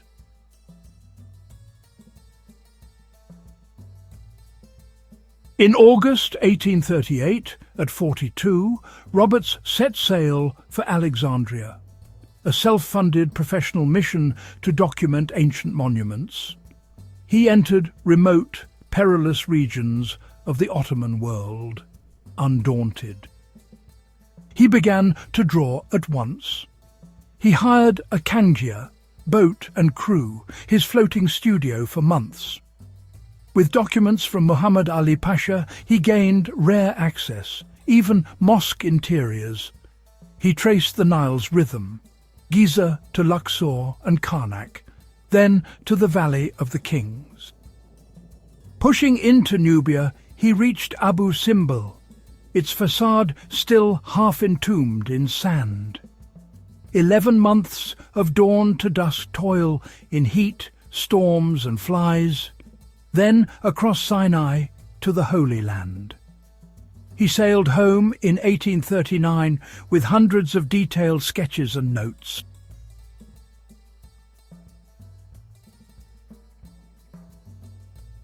After Egypt, he turned east, 1839, crossing Sinai toward the lands of Edom and Jordan. The pull of antiquity, and the rumour of a rose-red city half as old as time. We enter the Siku, narrow, towering walls, rose sandstone veined like wood grain. Light filters down in ribbons, cool shadow, then sudden warmth. Footsteps and soft camel bells, a guide's scarf flashes, a waterskin swings. Then, first glimpse, the treasury, Al-Khazneh, igniting at sunrise. Columns blaze, figures below turn small as seeds, scale made human. Roberts works on site, pencil and wash studies pressed to board. Carvings traced with care. Broken capitals noted, camel trains sketched at rest, Bedouin guides recorded in profile. He fixes the moment before the light climbs higher, stone breathing in gold. From these studies come paintings and later lithographs. The treasury, the monastery, Adir vast against the sky. The theatre cut from living rock, the street of facades stepping down the cliff. A warm palette, ochres and rose, meet stagecraft, sun and shadow placed like curtains. Elevations ring true, ornament measured, urns, dentils, niches. He threads life through stone, tents pitched in shade, waterskins dark with use, costume and gesture animating space.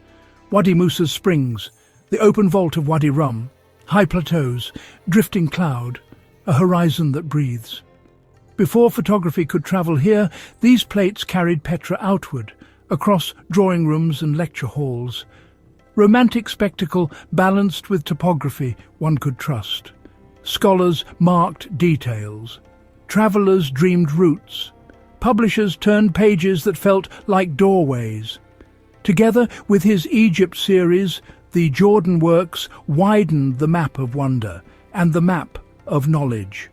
And so, beyond the Nile, through rosestone and desert air, Roberts completes the circle, a world measured in light and line.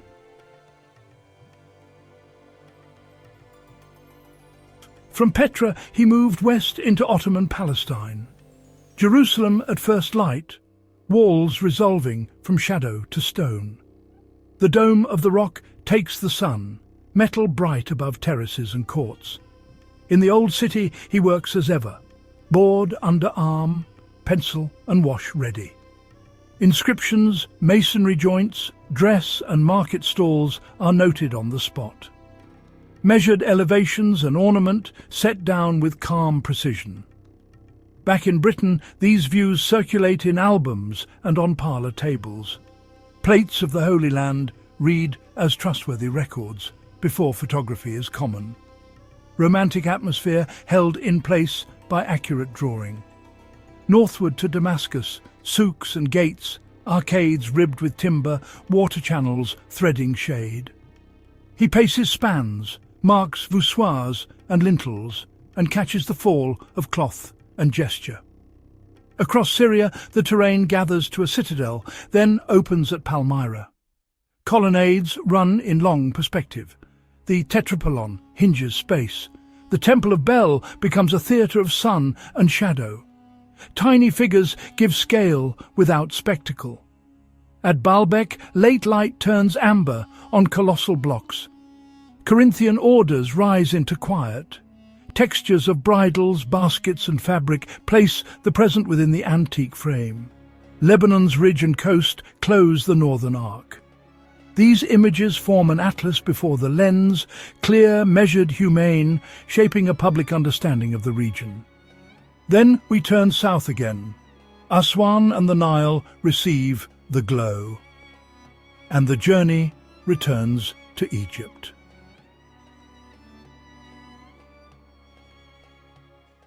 Cairo, the river city, breathes. Feluccas tack beneath a forest of minarets. Lanes thread old Cairo's quarters. Evening haze softens the skyline as the Nile gathers light. We turn toward the Giza plateau. The pyramids climb from a pale veil of air, planes catching sunlight, shadow measuring their mass with quiet authority. The Sphinx regards the desert with eroded calm. Tiny figures calibrate its scale. Guide, camel driver, a seated sketcher, human presence set against monumentality. Southward to Saqqara and Memphis. At the desert's edge, the step pyramid of Djoser lifts its terraces. Mastabas lie weathered and exact. Roberts notes joints, profiles, measured elevations, then washes them with atmosphere. Memphis survives in scattered stones and colossal fragments, yet on his pages they gain ground, proportion and presence. The Nile opens to Thebes, Luxor and Karnak. Ram-headed sphinxes marshal the approach. Pylons advance like gateways of time. Inside the hypostyle, columns soar, papyrus and palm transmuted to stone, reliefs held by raking light as dusk steadies the rhythm. Across the water, the Theban necropolis gathers under cliffs. Doorways to the valleys of the kings and queens puncture rock. Funerary quiet meets a changing sky. Cloud banks, blown grit and a low sun. Human traces keep the landscape lived. Bearers, guardians, a traveller at rest, gesture and task giving empathy without excess. Upper Egypt's temples unfold. Philae, Edfu, Komombo, Dendera. Islands and riverfronts, intact walls and twin sanctuaries, interiors where ceilings blossom with zodiacal blue. Fidelity where structure demands, softened where air must breathe. Into Nubia, the banks narrow to grandeur. Abu Simbel appears half entombed, sand lapping colossal knees, a fallen head near the threshold. Dawn and sunset studied across those faces, moments now altered.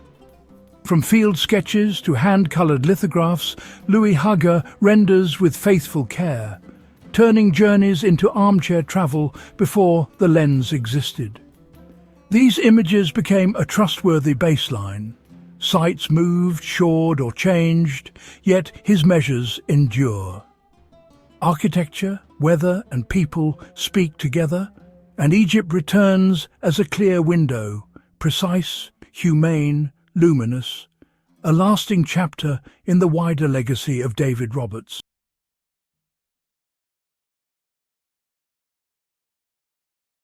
In 1840, he returned with an artistic treasure trove. He partnered with F.G. Moon to sell a monumental publication by subscription. The plan? High-quality, hand-coloured lithographs. Mass production with the artist's touch. The brilliant lithographer Louis Hugg captured Roberts's tones and atmospheres with remarkable fidelity. The result? The Holy Land, Syria, Idumea, Arabia, Egypt and Nubia, volumes issued 1842-1849. It was an unprecedented success, subscribed to by Queen Victoria herself. Armchair travel for a new public. Stunning visuals with concise text drawn from his diaries. 247 lithographs, a cultural event that shaped how a generation visualized the landscapes of history and faith.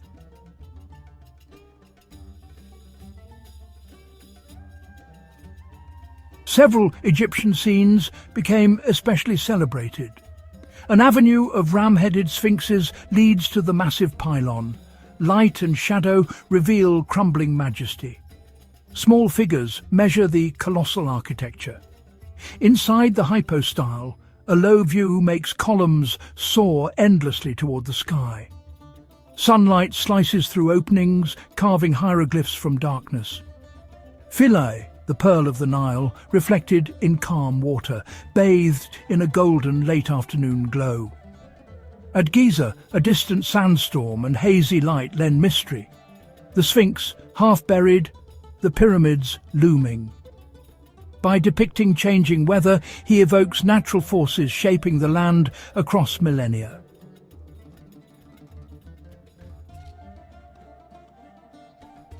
Egyptology was young. Hieroglyphs had only recently been deciphered. Few accurate visuals existed. Roberts's systematic survey changed that.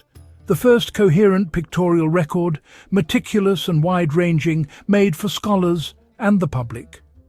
His images became reference tools, the next best thing to being there.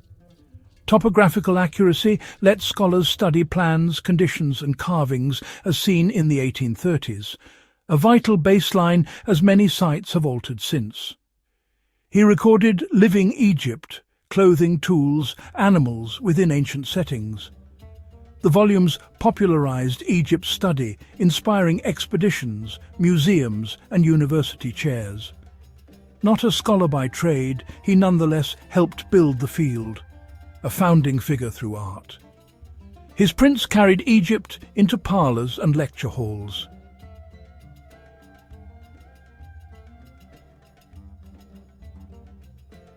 Roberts served as archivist, a careful ledger of Egypt at a moment in time.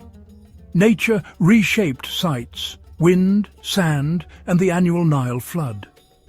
Early digs could be rough, development encroached, so his drawings show temples before modern build-up, settings still legible.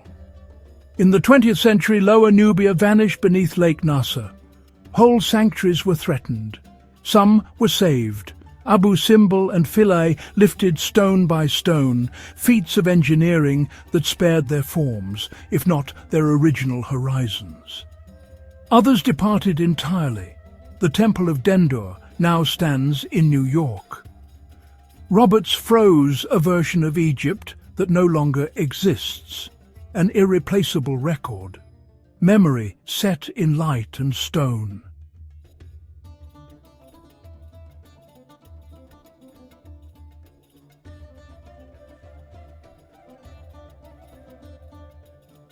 Beyond prints, he translated field sketches into large exhibition oils. The Royal Academy was the arena for fame, reviews and patrons. The oils were more theatrical, richer colour, sweeping compositions. He combined sketches and adjusted scenery for impact, hallmarks of Orientalism. Wealthy patrons paid handsomely for these visions of the East. Grand historical canvases drew huge crowds, public sensations. The house painter's son rose to acclaim, an emblematic Victorian success. Though Orientalism is now questioned, Roberts's art was grounded in first-hand travel and genuine wonder. After triumph, he never ceased to work or travel. He returned to European architecture, Venice's watery grandeur, London's monumental views, and as a full academician, exhibited annually, inspiring a generation. Esteemed publicly as a commissioner of the Great Exhibition, he kept his ambitions alive. He envisioned scenes of life along the Thames, an unfinished final project, still sketching, still observing, still refining. In November 1864, he suffered a stroke and died the same day, aged 68. He was buried at West Norwood, his legacy secure. He left thousands of drawings, watercolours and grand oils, an enduring record of a fading world.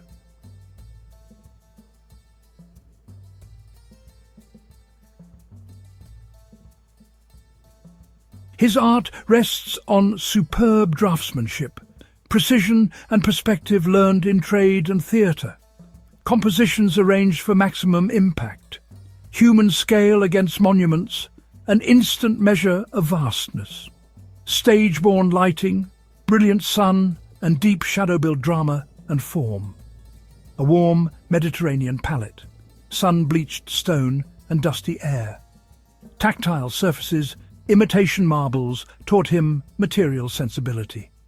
Light tracing hieroglyphs, rough granite rendered with fidelity, accurate drawing, dramatic composition, masterful lighting, tactile detail, his images feel lived and true.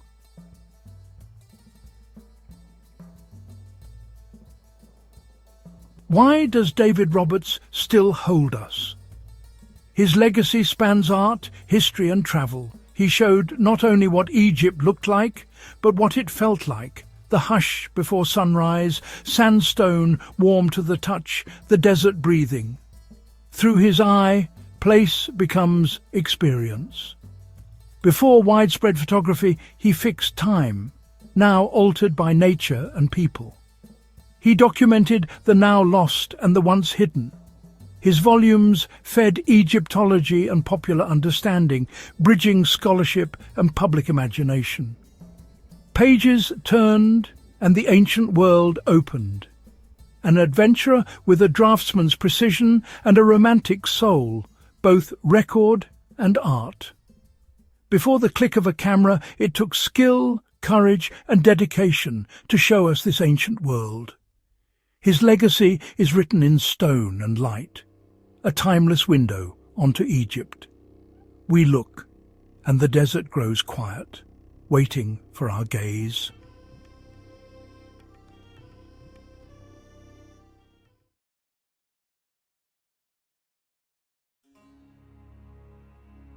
Herodotus possessed a keen eye for observation and a passion for collecting stories.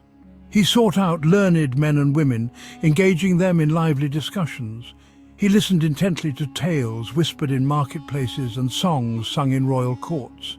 He believed in the power of first-hand experience, venturing into remote regions to witness life in all its diversity. Herodotus understood that to truly comprehend the world, one had to explore its every corner.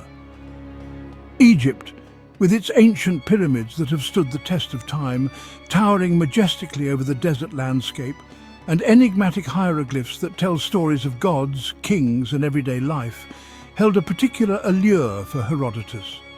It was a land steeped in history, its origins lost to the mists of time, where every stone and ruin whispered secrets of a bygone era. Herodotus was captivated by the grandeur of its monuments, the towering statues that seemed to touch the sky, and the complexity of its civilization, a society that thrived with bustling marketplaces and intricate social structures. Herodotus immersed himself in Egyptian culture, engaging with priests, scribes and ordinary people, learning from their daily lives and traditions. He learned about their religious beliefs, their social customs, and their understanding of the cosmos, which was deeply intertwined with their daily existence. He was fascinated by their stories of gods and pharaohs, tales of divine rulers and mythical beings, of creation and the afterlife, where elaborate burial practices ensured a journey to the next world. He recognized that Egypt offered a unique perspective on the human experience, a civilization that had mastered the art of living in harmony with the natural and supernatural worlds. Herodotus was a pioneer in the field of history, often referred to as the father of history, due to his groundbreaking work in documenting the past. However, his methods differed greatly from the rigorous standards of modern scholarship. Unlike today's historians, who rely on a combination of primary sources, archaeological evidence, and peer-reviewed research, Herodotus had to navigate a world where written records were scarce and often unreliable. He relied heavily on oral accounts, gathering stories from a wide range of sources. These included local storytellers, travelers and merchants, each with their own version of events. Herodotus understood that history was often passed down through generations, shaped by the memories and perspectives of those who recounted it. This oral tradition was a double-edged sword. While it preserved the essence of events, it also allowed for embellishments and alterations over time. The stories he collected were like pieces of a puzzle, each one offering a glimpse into the past, but none providing a complete picture. The hieroglyphics and inscriptions he encountered were invaluable, yet they too were subject to interpretation. Herodotus recognized the subjective nature of his sources, but believed that by collecting multiple perspectives, he could approach a semblance of truth. He was aware that each account was colored by the teller's own experiences and biases. While Herodotus valued first-hand observation, he also relied on the interpretations of local guides and experts. These individuals provided him with insights that he could not have gained on his own. He understood that these guides and experts had spent their lives immersed in the culture and history of their land, making their knowledge indispensable. He consulted with Egyptian priests who possessed a deep knowledge of their history and religion. These priests were the keepers of sacred texts and oral traditions, offering Herodotus a wealth of information. He sought out Greek merchants and travelers who had spent years in Egypt, absorbing its culture. These individuals provided a unique perspective, bridging the gap between Greek and Egyptian worlds. He recognized that to fully understand a place, one had to rely on the knowledge of those who knew it best.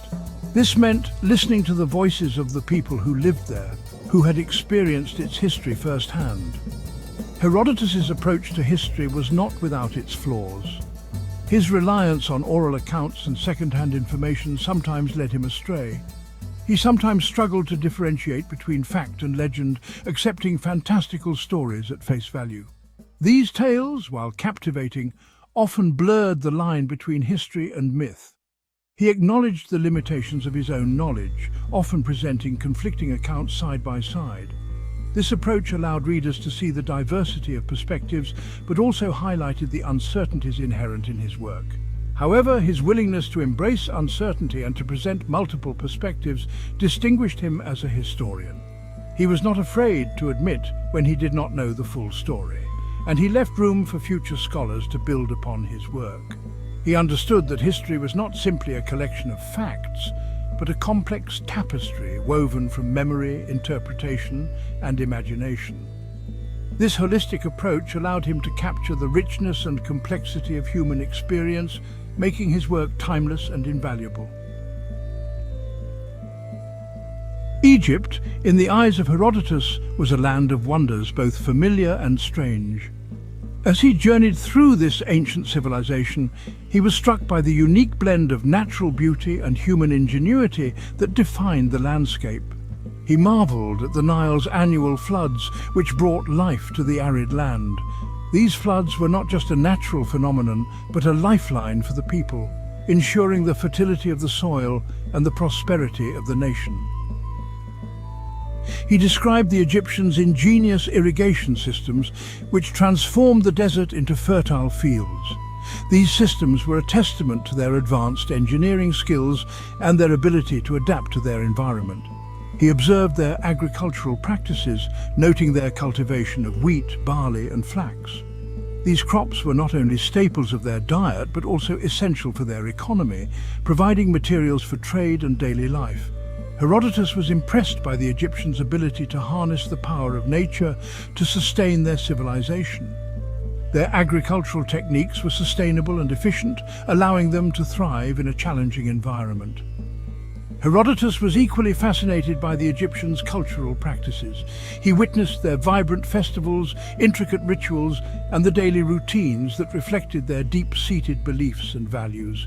He described their reverence for the Nile, which they believed was the source of all life. The river was central to their religion and mythology, and they held numerous ceremonies to honor its vital role in their existence. He observed their elaborate burial rituals, including the mummification of their dead and the construction of elaborate tombs. These practices were deeply rooted in their belief in the afterlife and the importance of preserving the body for the journey beyond. He noted their fascination with astronomy, their development of a calendar based on the solar year, and their construction of massive pyramids aligned with the stars. These achievements demonstrated their advanced understanding of the cosmos and their desire to connect with the divine. Herodotus recognized the Egyptians' deep connection to their environment and their reverence for the natural world. This connection was evident in their art, architecture, and daily practices, all of which reflected a profound respect for the forces of nature. He observed their respect for animals, particularly cats, which they considered sacred. Cats were not only pets, but also symbols of protection and grace, often depicted in their art and associated with the goddess Battista. He noted their belief in the afterlife and their elaborate preparations for the journey into the underworld. These preparations included not only mummification, but also the provision of goods, amulets, and inscriptions to guide and protect the deceased in the afterlife. Herodotus understood that the Egyptians' worldview was fundamentally different from that of the Greeks, shaped by their unique environment and their ancient traditions. This difference was reflected in their art, religion, and social structures, offering a rich tapestry of cultural diversity that fascinated and inspired him.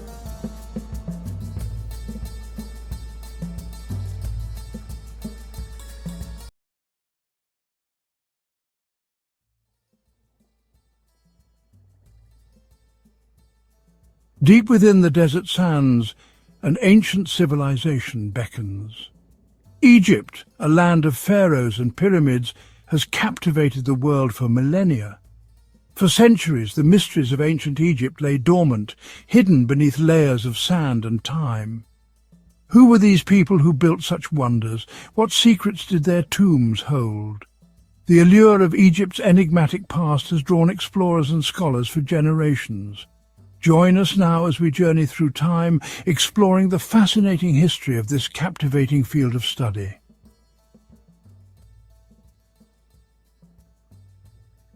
Our exploration begins in antiquity, where early explorers and scholars first attempted to decipher the mysteries of ancient Egypt.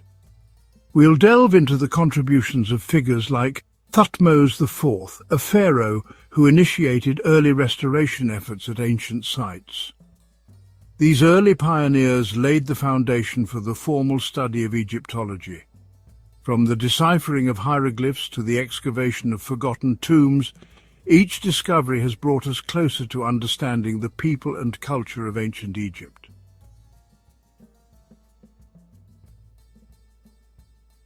Our journey into Egyptology begins not with an outsider, but with a pharaoh himself. Thutmose IV, a ruler during Egypt's glorious New Kingdom, was drawn to the grandeur of the past. He took a particular interest in the great Sphinx of Giza, a colossal statue already ancient in his time. Thutmose, seeing a symbol of both power and mystery, ordered its excavation. Thutmose's initiative marked an early awakening of interest in Egypt's ancient past.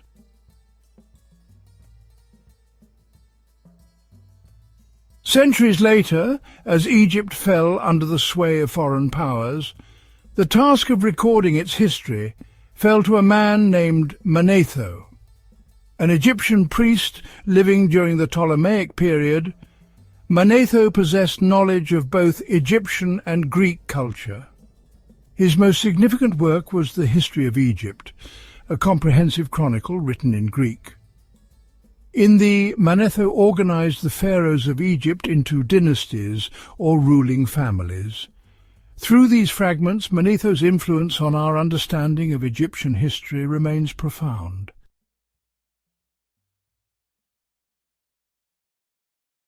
The Ptolemaic period, though marking the end of native pharaonic rule, ironically ushered in a new era of engagement with ancient Egypt. The Ptolemies, keen to legitimize their rule, embraced Egyptian culture and traditions. It was during their reign that the famous Rosetta Stone was created in 196 BC. This accidental find would revolutionize the study of ancient Egypt, paving the way for the decipherment of hieroglyphs and the birth of modern Egyptology.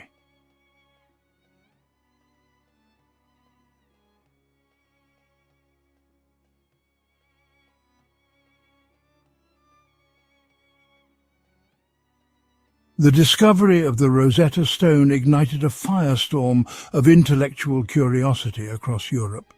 Scholars raced to decipher the ancient hieroglyphs, hoping to unlock the secrets held within their intricate symbols.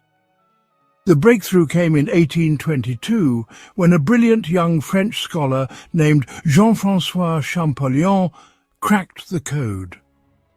Champollion recognized that the hieroglyphs on the Rosetta Stone represented sounds as well as ideas. With each decipherment, the ancient Egyptian language came alive, revealing a rich tapestry of history, mythology, and everyday life.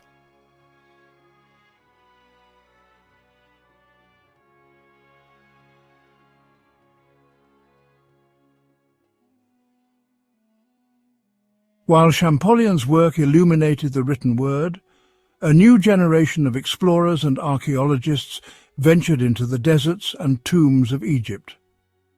Among these pioneers was Sir William Matthew Flinders Petrie, a British archaeologist often hailed as the father of scientific archaeology. Petrie revolutionized the field of archaeology with his meticulous approach to excavation and recording. His insistence on recording even the smallest details laid the foundation for modern archaeological practice.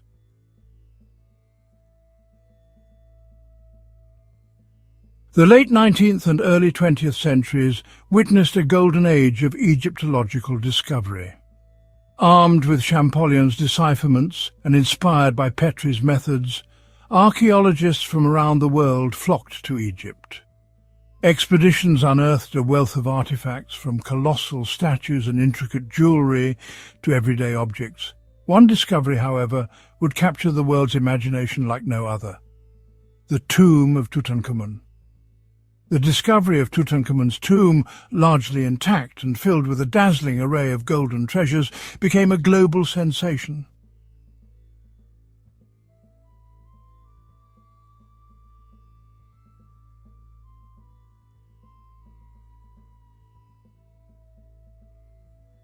The discovery of Tutankhamun's tomb in 1922 remains a pivotal moment in Egyptology. The world held its breath as Howard Carter peered into the tomb's antechamber. Inside, Carter and his team found over 5,000 artifacts. Golden chariots, carved furniture, alabaster lamps and chests of jewellery filled the tomb. At the heart lay Tutankhamun, his mummified remains in nested coffins, culminating in the iconic golden mask.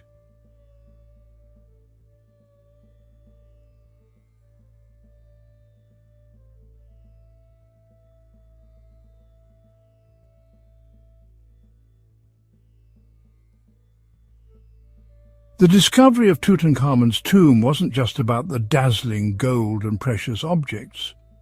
It provided an unprecedented glimpse into the burial practices, religious beliefs, and artistry of ancient Egypt. Advances in scientific analysis, such as DNA testing and CT scans, have allowed researchers to learn more about Tutankhamun's health, his family relationships, and the circumstances surrounding his death. The boy king's legacy extends far beyond his brief reign, serving as a timeless reminder of the enduring power of ancient Egypt to captivate and inspire.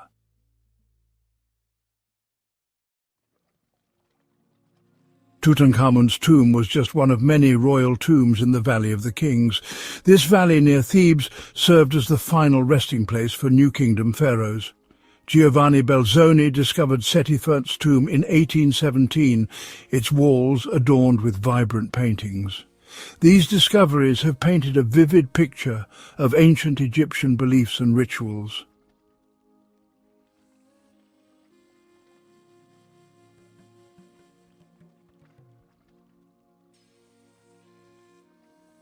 The exploration of the Valley of the Kings continues to this day, with archaeologists employing cutting-edge technology to uncover its remaining secrets. Ground-penetrating radar and thermal imaging help locate hidden chambers and passageways. Each new discovery adds another piece to the puzzle, deepening our understanding of the pharaohs who ruled Egypt during its golden age. The dedication and ingenuity of Egyptologists continue to bring its wonders to light, ensuring that the legacy of the pharaohs endures for generations to come.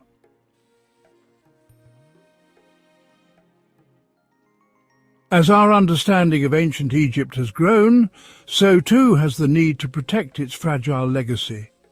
The sands of time, while concealing Egypt's treasures, also pose a threat, as do environmental factors and human activity.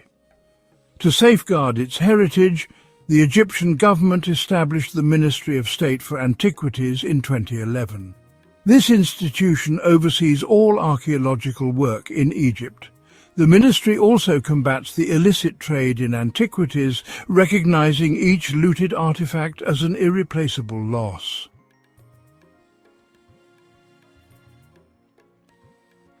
Modern Egyptology is a truly collaborative endeavor.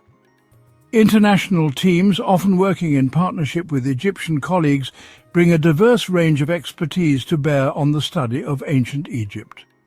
The Ministry of State for Antiquities plays a crucial role in fostering these international collaborations, recognizing that the pursuit of knowledge knows no boundaries. This spirit of collaboration is essential for the future of Egyptology, as new technologies and research methodologies continue to emerge.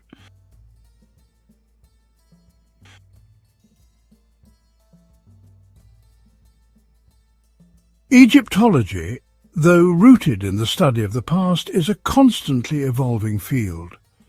New technologies are revolutionizing the way we explore, analyze, and understand ancient Egypt.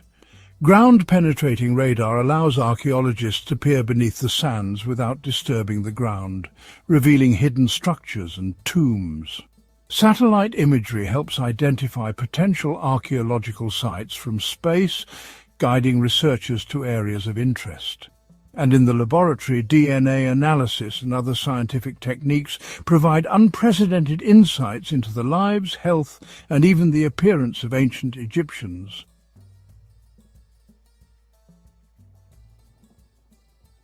The future of Egyptology lies in broadening our understanding of ancient Egyptian society. This means exploring the lives of ordinary Egyptians. What were their homes like? What did they eat? What were their beliefs and values? By studying daily artifacts, Egyptologists are piecing together a complete picture. This shift reveals a vibrant civilization beyond pyramids and pharaohs. We are learning about farmers, artisans, merchants, and priests, discovering the importance of family, community, and religion, gaining a deeper appreciation for their ingenuity and resilience.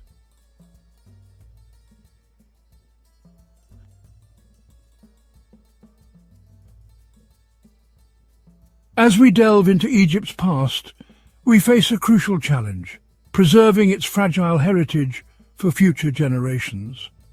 Climate change, pollution, and mass tourism threaten ancient sites and artifacts. Rising groundwater levels erode the foundations of temples and tombs along the Nile. The number of visitors to sites like the Giza plateau strains these ancient structures. Protecting Egypt's heritage requires a multifaceted approach involving the government, international organizations, and the global community. This includes conservation efforts, sustainable tourism, and raising awareness. By working together, we can ensure the wonders of ancient Egypt inspire future generations.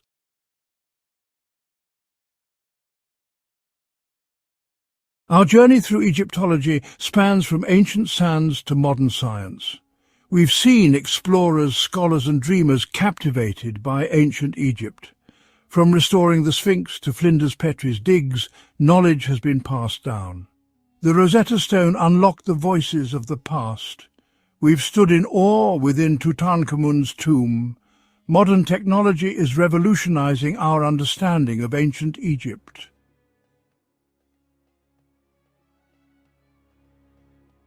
Egyptology is far more than the study of a long-vanished civilization. It's a testament to human curiosity, our desire to understand our place in time. The echoes of ancient Egypt resonate through art, architecture, and language, reminding us that the past shapes who we are. The legacy of the pharaohs lives on in our quest to unravel their mysteries. As long as there are questions to be answered, Egyptology will continue to thrive. The sands of Egypt still hold many secrets, and each generation of explorers uncovers them, adding their own chapter to Egyptology's story.